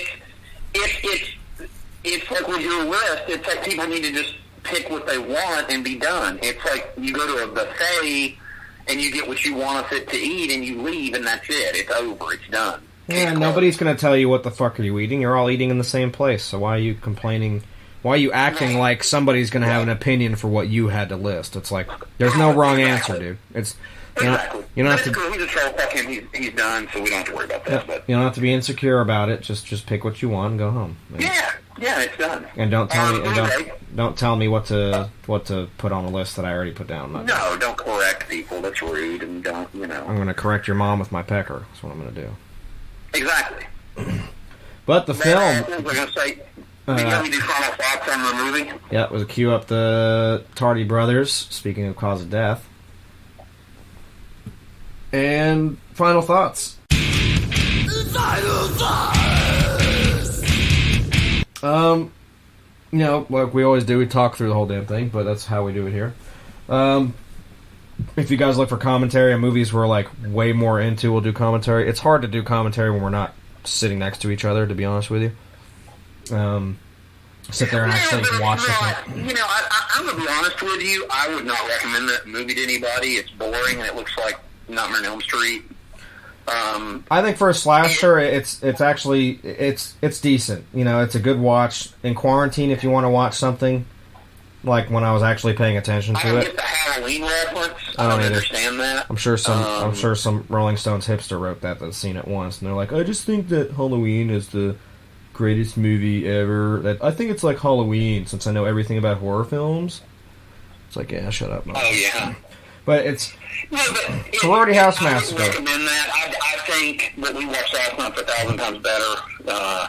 Yeah, Driller Killer is way more cool of a character, and this one for the slasher, it's mostly, I guess, the only thing they have to linking this to Halloween is that the dude was using, escaped from a mental institution and was killing people with a butcher knife. Doesn't make it like Halloween. But it doesn't get it where it's, just because it had a similar story doesn't mean it's for one, it doesn't take place on Halloween, so automatically that's a stupid reference. And two, it's not a masked killer. And three, Michael Myers is Michael Myers, like nothing else compares to that. Like not even Jason, none of that shit. He's his own entity, and I think the vibe of those movies are completely different than what this was. This felt more just like a straight up, just like 80s slasher film, like Sorority House. That's exactly what it says it is, and it feels like exactly what it says it is, like Sorority House Massacre. It's this guy killing people in a sorority house, stabbing them. A lot of backstabs. There was a couple throat ones that were nice. You know, it's very graphic for what I didn't expect that, honestly. It was actually pretty... you know, they showed the kills happen. But here's the thing. It's you know, it goes back to the same discussion that I had earlier. And again, I'm not saying you have to agree with this or anybody else does, but it's still low grade and it's a snooze fest. It's not Prowler. It's just not good. It wasn't good. It's very poorly shot and it looks like shit. And it looked like a goddamn Friday the 13th movie. And I was not scared of that killer. I mean, even if I watch stuff now, like, I want to still somewhat be scared of who I'm dealing with. And I'm going to be honest with you, that's one of the reasons I never took Texas Chainsaw Massacre 2 seriously. The only reason that I like Texas Chainsaw Massacre 2 is because of the cook and Dennis Hopper. Yeah. But that movie is not scary at all. No, it's goofy. It's like a comedy. Just like, it's not a bad movie, but it's, and the Sorority House Massacre is kind of the same thing, except there's no comedy value to it. It's just bad. Yeah, it's actually it's a very serious plot line to it, and there's not really any wacky 80s comedy like you would expect, like how Slumber Party Massacre was, very campy. This one took a very serious approach, because it was like, you know, I don't know, there's a weird telepathy angle with it, kind of like Halloween with, what's her name? Danielle Harris's character, that, I can't remember her name, saved the life of me, the cousin. But it kind of had that feel to it, because she had like a telepathic bond with the killer, and she can see him killing other people. I'm saying that wasn't entertaining, because that angle. But there was nothing memorable about that killer either. He looks like some kind of fucking dipshit, like some. Yeah, he's just kind of like, murr. See at fucking GameStop, he's like, I'm gonna kill you. It's like, no, you're not. I'm just gonna beat you down. You didn't pick up this pre-order. Nerd. You know, he's. Yeah, I don't know. He just looks like some fucking dipshit. But yeah, I agree with that. It was okay. It was fun, but it's just I hadn't seen that in forever. I can tell you this: I'm glad I didn't waste fucking $30 on it. Yeah. Like Wheelchair Fucker did, but you know, it's not a very good movie. You know, it just isn't. And you know, there's a lot of people that just like to collect and have all this stuff, but the reality is, I don't want to own something I'm never going to watch again that's a piece of shit, you know? Yeah. I just don't. I'd rather not fool with it, and it's, you know, like that Doom Eternal game. There's an ad for that on TV right now. I would not play that if you paid me, because I don't like any of the Doom games, because they suck. That's just my opinion, you know? People can like them and turn them all they want. I'm not a fan of those games. I always thought they were fucking stupid, dumbass games.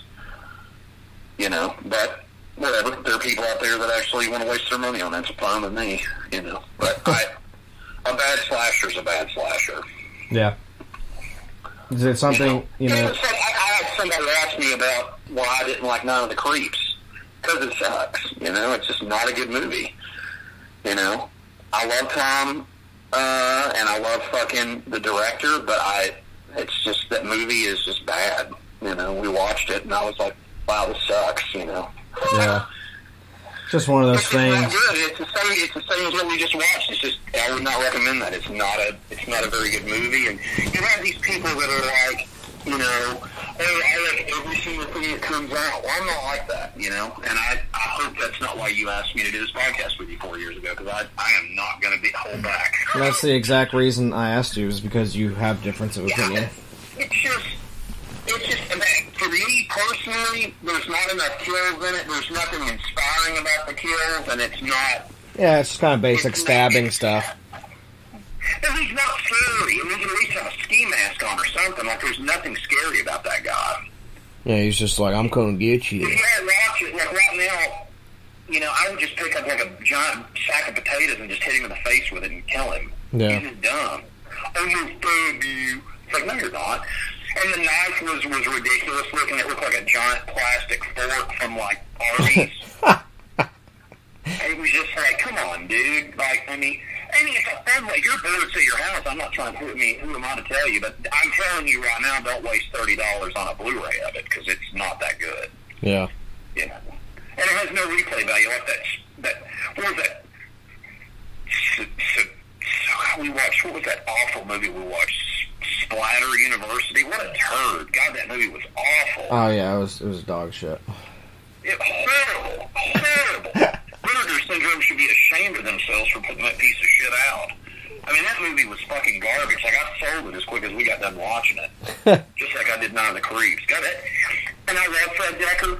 But here's how much I don't like Night of the Creeps. I would rather watch RoboCop 3 that he did. It's more entertaining. And I'm telling you, I don't do body horror, man. I don't do it. Sorry. Not my thing. You know? And it's like, if we were hypothetically at the convention where Cronenberg was, I'm not paying to meet that motherfucker. I don't want nothing from that dude.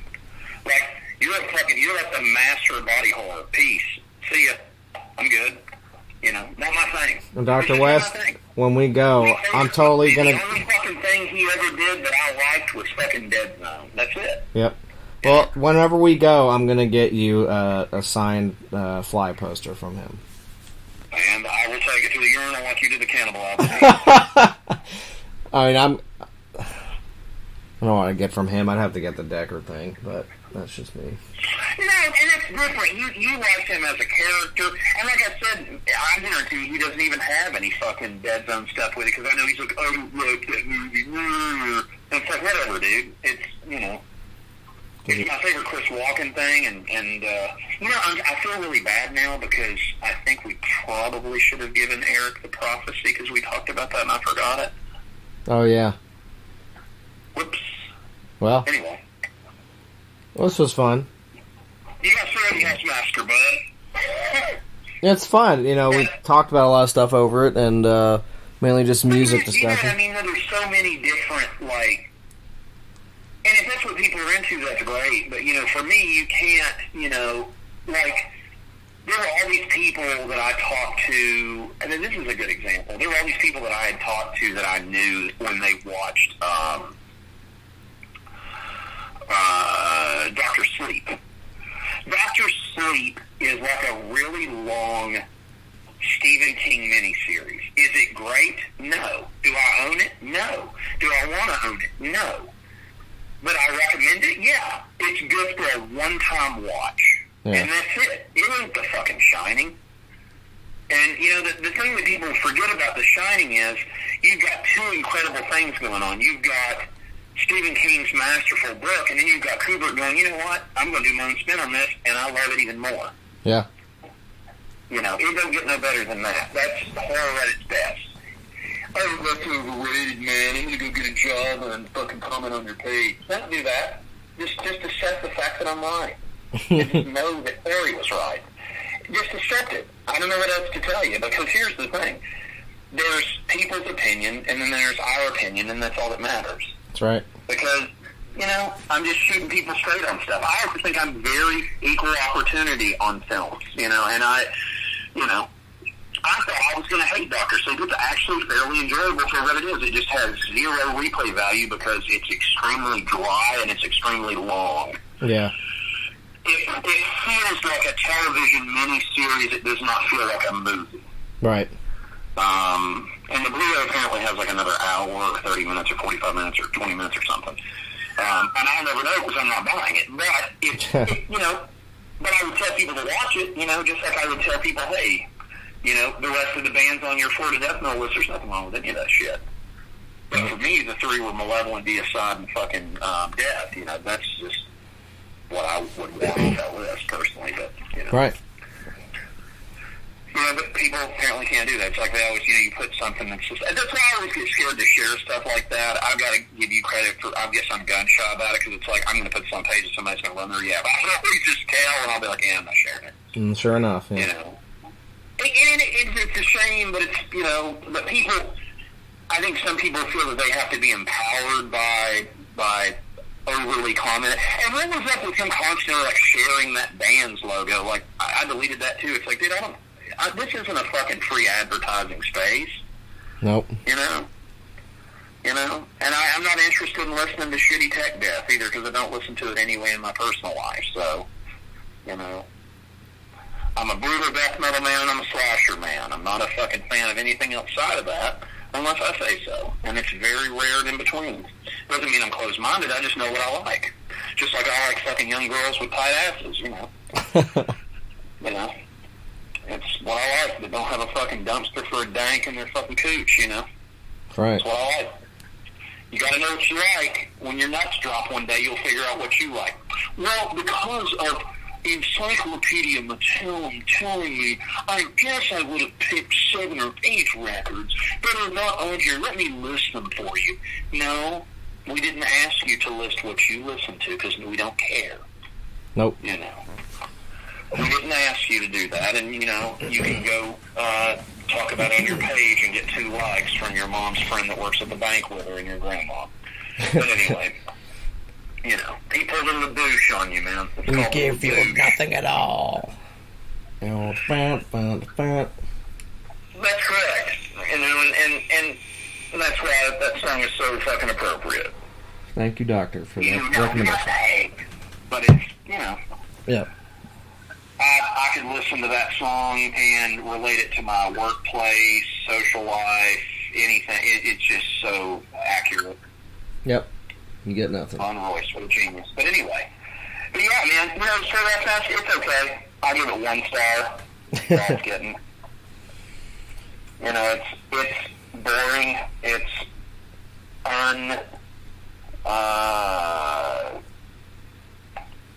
it doesn't go anywhere. It just kind of stands there. It just feels like a Freddy movie, but yet it's this fucking guy with a bowl cut like I had when I was 5. He had the fucking John Carpenter fog bowl cut like that kid that I said I was when we watched that. Yeah. And it just doesn't work. And his knife looks like I said, it looks like a fucking knife that you get at fucking, it looks like they took a Rambo knife and made it out of a plastic knife you get at fucking Wendy's. You know, you order a salad at Wendy's, for whatever reason they give you a knife. I don't know why you need a knife to cut your salad, but I guess it was so I could make this joke tonight about the knife in that movie, but it just looks like a shiny plastic knife that they got at Party City, and it actually doesn't. It looks like a knife they got at Big Lots during Halloween. So, you know, it's kind of ridiculous, but yeah. You know. And as much as I hated it, it actually makes Jason X look like a good film. And that would be awful. Yeah, it's pretty bad. If you guys have never checked that out, check that out. That's our Soulfly New Metal episode. It is. So much fun. I saw that movie in theaters. I liked it then just because it was Jason. It's funny. It is funny. I think it's a shame that dickhead had to cause this lawsuit because they were about to put a stage and met Jason in space in that video game, which would have been hilarious. Oh, speaking of Cronenberg gets gunned down in that movie by Jason in the very beginning. So. Oh yeah. So you can get a print from that. It's like, not really a fan of your movies, but can you sign this picture from Jason X where you get gunned down? That'd be cool. I mean, look, here's the Cronenberg stuff that I own. I would own Dead Zone. It's my favorite thing you ever did, but it doesn't exist on Blu-ray. So, Rabbit I own. What's the other one that I own? We did it for the podcast. The Brood. I have that, and I like that. You know, it's gross, but it's still livable. Yeah. You got Slither I like, even though it's disgusting. Or not Slither. Shivers. Shivers. Thank you. Shivers is great. It's disgusting, but it's fun. What else? Crash. I love that movie. That movie's hard to watch, but it's kind of cool. Yeah. That's more of a David Lynchy kind of thing that he did. Yeah. I love Dead Ringers. I have that. I like that movie. But anything outside of that, Dead One's my favorite. I'll say that a million times over. It's such a great movie. It is. But Scanners is great. Scanners is good. Scanners is up there. I love that one because I just love that movie. And I love him for helping Michael Ironside have a career because he started Michael Ironside off and gave him a career, so that's amazing. Because I love him in the television show. And Total Recall, and Starship Troopers. Starship Troopers. A bunch. Yep.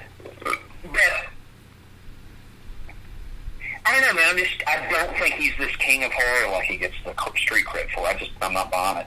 Plus, if anybody knows, they know I'm a John Carpenter fanboy, and John Carpenter and him hate each other, so. Yeah. That's another no-go, which apparently all that was started by Eli Roth, so. Huh. Which, ironically, I have nothing against Eli Roth, believe it or not, but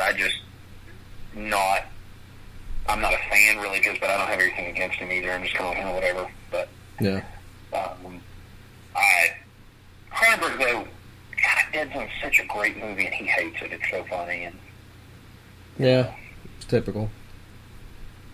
It is. It really is. It seems like none of that ever works. I don't even think Carpenter likes Christine from the stuff I've read, which sucks. It's like I love that Stephen movie. King. Yeah. I know, but it's like the collaborations that King's done with some of these directors, and then it just doesn't work, and then he ends up hating them, and they hate him, and blah, blah, but Stephen King still rules, man, in my opinion. I love him. If you guys have never seen The Dark Half, I highly recommend that movie. It's great. Another unsung Romero movie that I've come to love recently, even though I've always had trouble watching it because it terrified me as a kid, is Monkey Shines. Yeah, that movie's scary as shit. It's fucked up. It's weird, But you know what movie I have grown to love from fucking Romero, and we need to do it on here sometime, or Godless Heathens or something. But I love,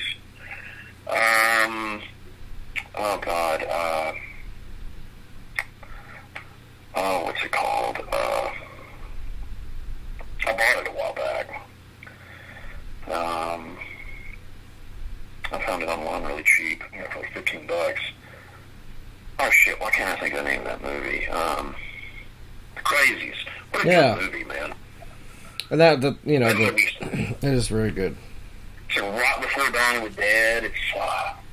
And speaking of which, I wanted to talk to you about this, Corey, because I haven't heard you mention it to me. Dawn of the Dead's coming out in 4K. They've been working on it for a while, but I don't know when it's supposed to come out. It comes out in the fall.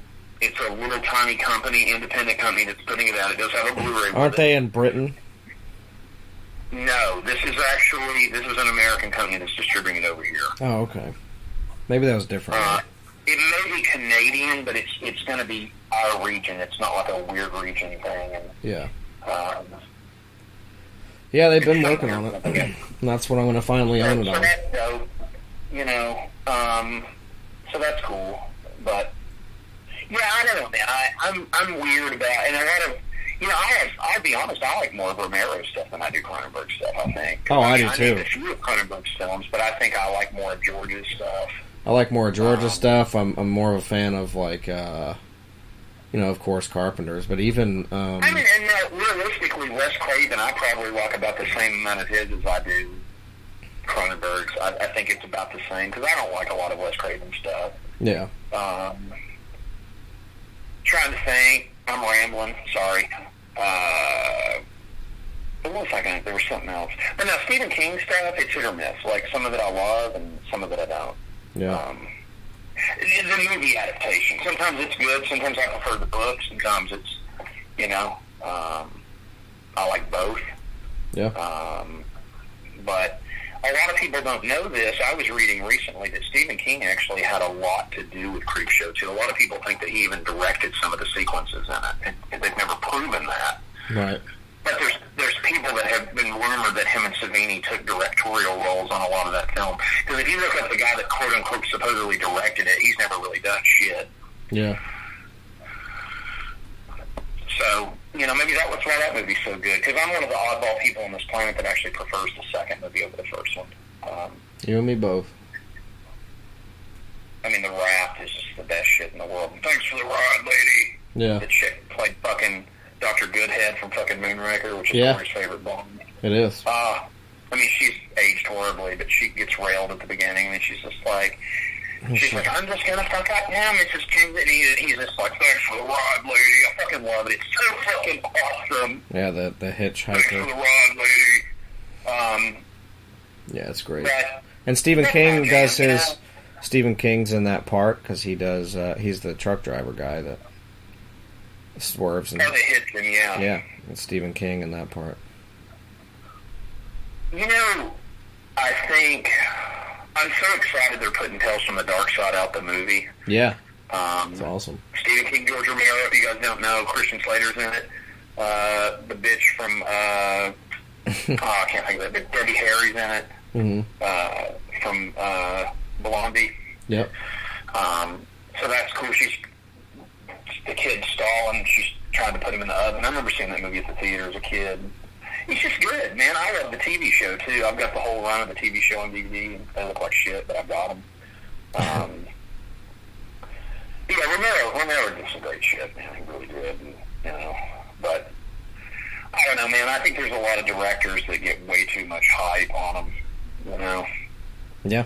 And Cronenberg's one of those. He's a little too avant-garde for me to say that I'm a fan. Right.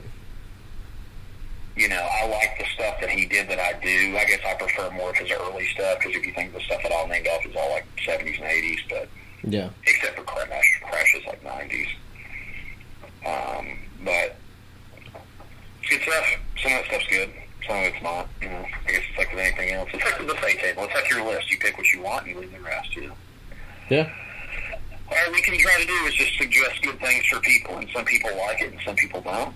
And you have what you will with it, and you can enjoy that, and you can also enjoy the interview after I've talked and rambled for 3 hours. Corey's going to have to edit this, probably. No. Probably not. But, Eric Peterson from Testament's coming up. He was a very nice guy. He talked to me. We got to talk about the new album, and it's available now from Nuclear Blast Records. It came out beginning of April. Titans of Creation. It's fantastic. I love it. And Testament's great. They're still doing the thing and putting out good shit, so we appreciate that.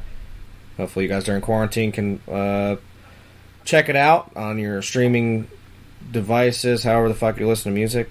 Try to help them out and buy some stuff. On Spotify, and then come over and listen to us on Spotify. We're there too. Yeah.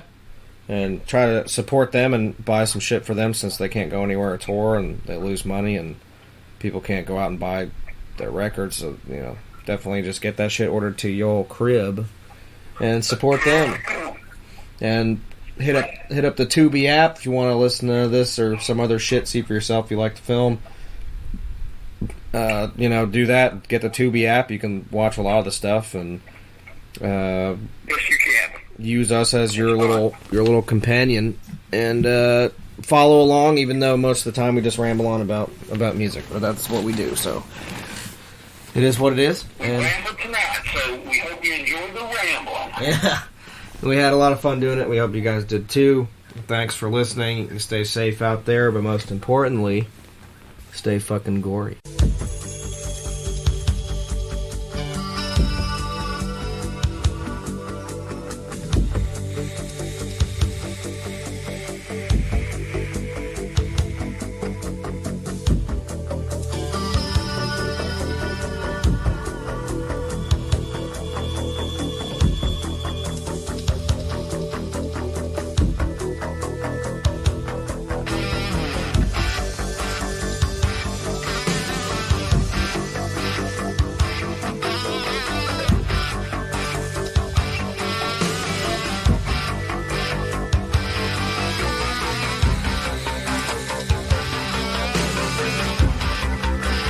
And this is Dr. Vincent West with the Phantasm Podcast, and my next guest is here to talk about their 13th studio album.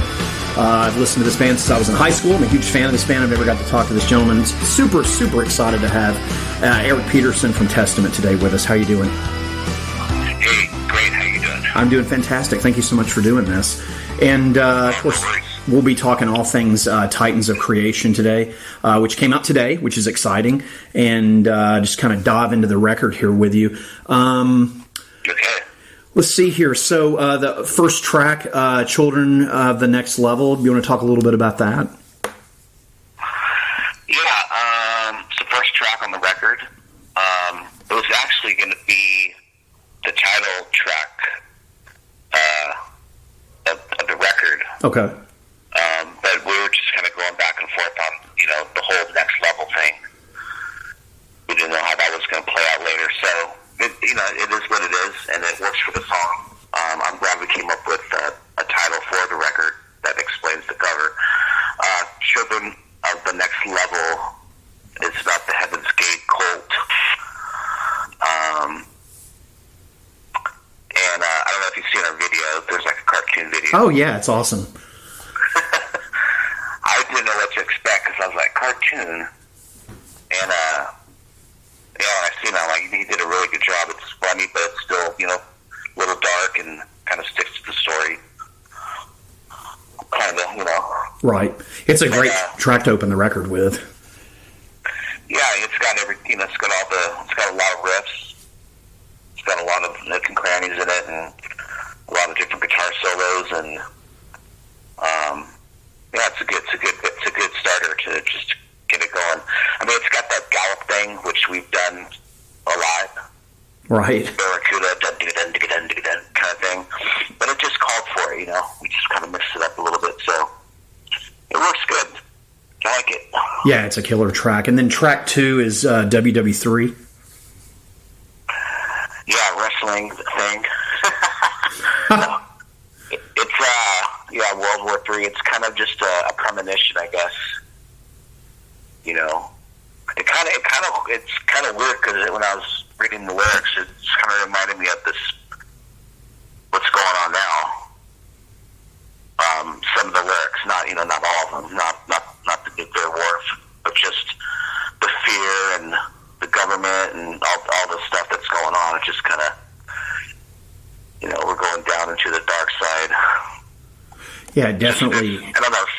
Some of it, just like I heard a couple words and I'm like, whoa.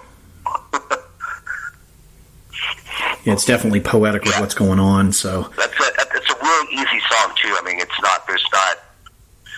more of a, what do you want to call it? It's not like a really melodic, guitar playing song. It's more, I'm trying to think how James Brown would have put it. It's more like a percussive. Right. Everything's playing the drums on that record. On that song. Right.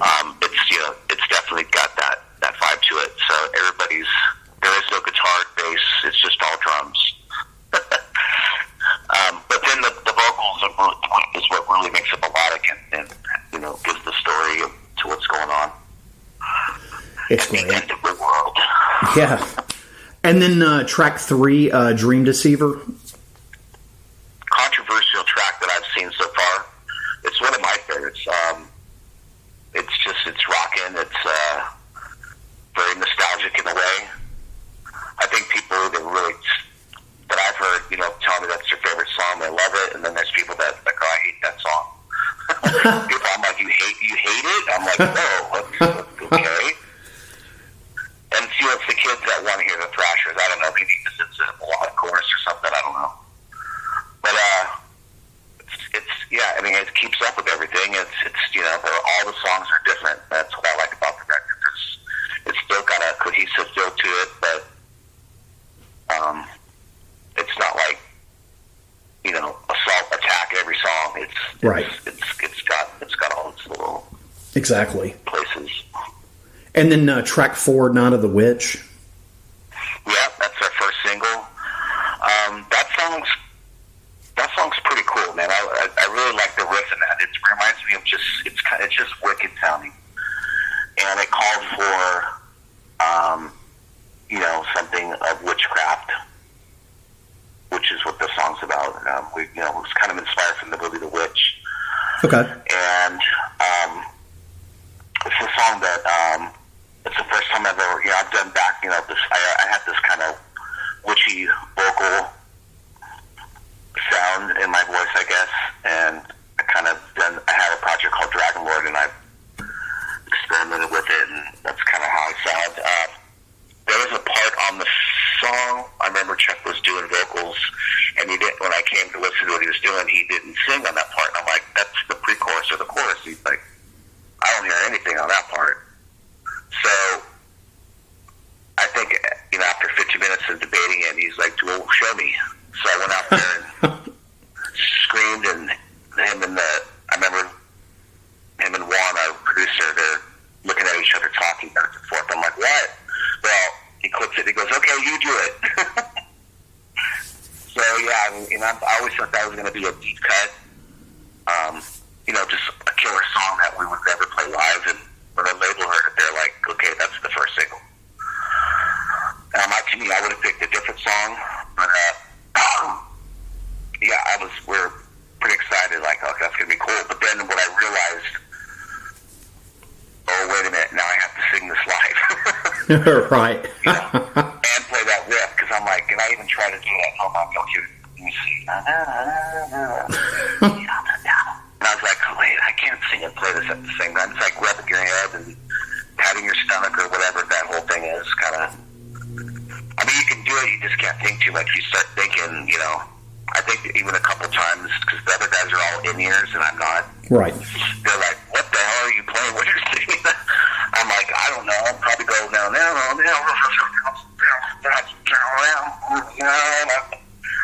So, yeah. That's great. And then track 5, City of Angels. City of Angels is one of my favorite songs. I mean, I prefer fast and just aggressive stuff, but this one has got this really lurking, doomy, kind of slower savage vibe. And it originally was called Master Illusionist, and I wanted to talk about the sleight of hand and dark magic and stuff like that, but Chuck came back with the story of the Night Stalker, and it just fit, the lyrics just fit to the song really well. And it's just it's a really spooky, dark song.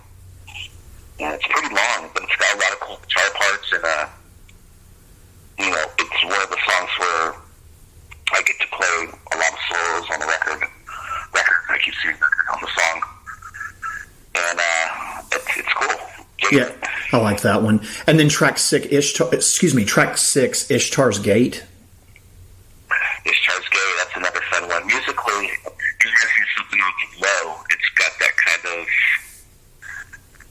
I don't want to say Middle Eastern, but you know, it's got that the scale, whatever you want to call it. Yeah. Musically, it's exotic sounding, I think. And then, of course, the lyrics kind of represent what the song's about. Talking about Ishtar's Gate, right? Babylonian times. There's a couple songs that we didn't know that because Alex wrote Coda Hammurabi with Chuck, and then there's Ishtar's Gate, and then those two kind of connect, I guess. Right. So too, maybe, you know, a couple hundred years apart, but it's Babylonian stuff. No, it's cool. Yeah, I like that one. Which one, Ishtar's? Yeah, Low's my favorite album, so I don't know. I guess subconsciously I just kind of was gravitated to that song. I don't know. I like it. Yeah, it's just the way the bass tone is, you know, in the beginning. And then that riff I do when it comes in, it's kind of a theme, I guess. It kind of reminds me of something, I don't know why, but it reminds me of, I think, when Paige and Coverdale did a track together. Yeah. It reminds me of that somehow. I mean, I have to listen to it. I'm like, Val doesn't, but it's just in my head. They had something that had that kind of sound to it, I think. Yeah. I think. That's cool. And it's cool because there's, you know, that's another song where Alex and I get to trade off. I do the first solo, does the second. And that's what's cool about this record, too. There's a lot of different little elements, you know, having the bass a lot louder in the mix. With Steve's tone, and Rickenbacker, and then me playing a little bit more solos, which, in my opinion, makes not only Alex stand out more, but it gives me a spot, you know? Oh, yeah. As we're two guitar players, so it's cool to have a double axe attack. Oh, yeah, absolutely, absolutely. And then track 7, Symptoms. Symptoms, this is Alex's song. It's funny because they're all, I could say the other songs, these are my songs, but this is a song that Alex contributed. He wrote the lyrics and the music, and it's one of my favorites too. This song is just badass. That riff is super catchy. And it's not, it's just, the other ones are, you know, more thinking about prophecies and fantasy kind of stuff. This one's more based on reality stuff. It's about polar disorder. Bipolar disorder, I'm sorry. Yeah. And, yeah, it's, you know, it's, I guess when I read the lyrics, I'm like, oh, I'm kind of like that, I guess. But, no, I'm not that. But anyway, yeah, it's a little bit, you know, based on something that's more reality, I think. Gotcha. And it's just got, it's a slower paced song, but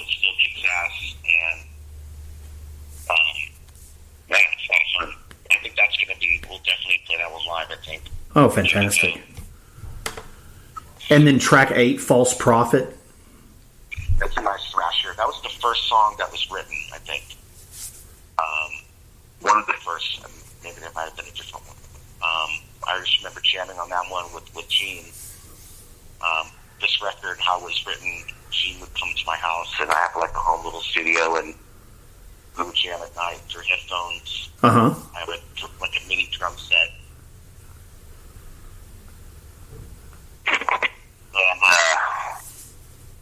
And, we would just work on stuff. I remember I was stuck on this riff, and he's all, play it backwards. And so I played it backwards, and it was like, boom, there it was. That's awesome. So yeah, it's a pretty cool one. The story's pretty intense. I'd have to go pull out my inside the. We have like a 3D record gatefold kind of thing that yes. we put out, and inside of it has got a booklet and explains what all the songs are about, really literally.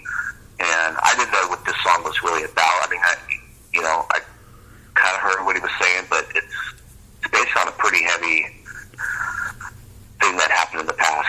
Okay. I sound stupid right now. I don't really. You have to read this thing. It's really cool. Awesome. I will definitely do that. Our fans will too, I'm sure. Yeah. And then track 9, The Healers. Yeah, that's a good one. I love that opening riff. It's just reminds me of Judas Priest or something. So, new wave of British heavy metal kind of stuff. Uh-huh. Mixed in with a lot of rock and death metal kind of riffing, I think. Uh-huh. And then the vocals are just like totally opposite, because I was thinking, more death metal singing from Chuck, but that was the only one where I was like, I just don't want to sing death. Like, I don't want to sing. He wanted to keep that upper range, which I'm glad he did. Right. But the song is about Chuck had different healers that helped him through his cancer. Okay. Different medicine men, and he's basically just talking about his healing process, with the earth and his wind element. Excellent.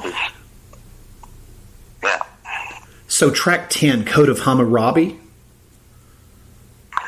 That's about at Ishtar's Gate, which is the marketplace going into the Babylonian times, there's a stone with all the laws written on it. And okay. It was one of the first laws of man, of things that you get caught stealing, get your hand cut off, the whole eye for an eye, all that stuff came from this, the Code of Hammurabi. So yeah, I mean, it's just basically talking about that. Musically, this one's intense. It's just got a lot of thinking man's thrash kind of stuff, a lot of notes. It's one of my favorites. I love that song. Yeah, it's a killer song.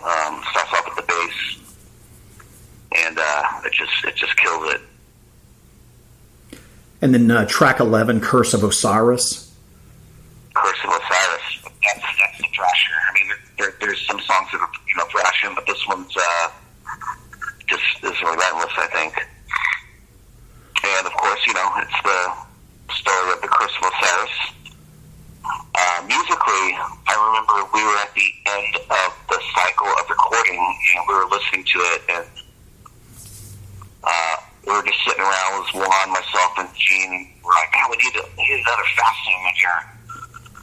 And I'm like, I don't know, something came in my head, and I'm just like, I got a riff in my head right now, so me and Gene went out there, and I think within like 20 minutes, we had that song done. That's amazing. So yeah, that was a lot of fun, and again, that's another song that I sing on. I sing the chorus, and which has got kind of a black metal feel to it, but it doesn't take away from thinking of the song, so that's kind of cool. And then, of course, the last song, Catacombs, is the outro. This song was our opener intro for the last 3 years.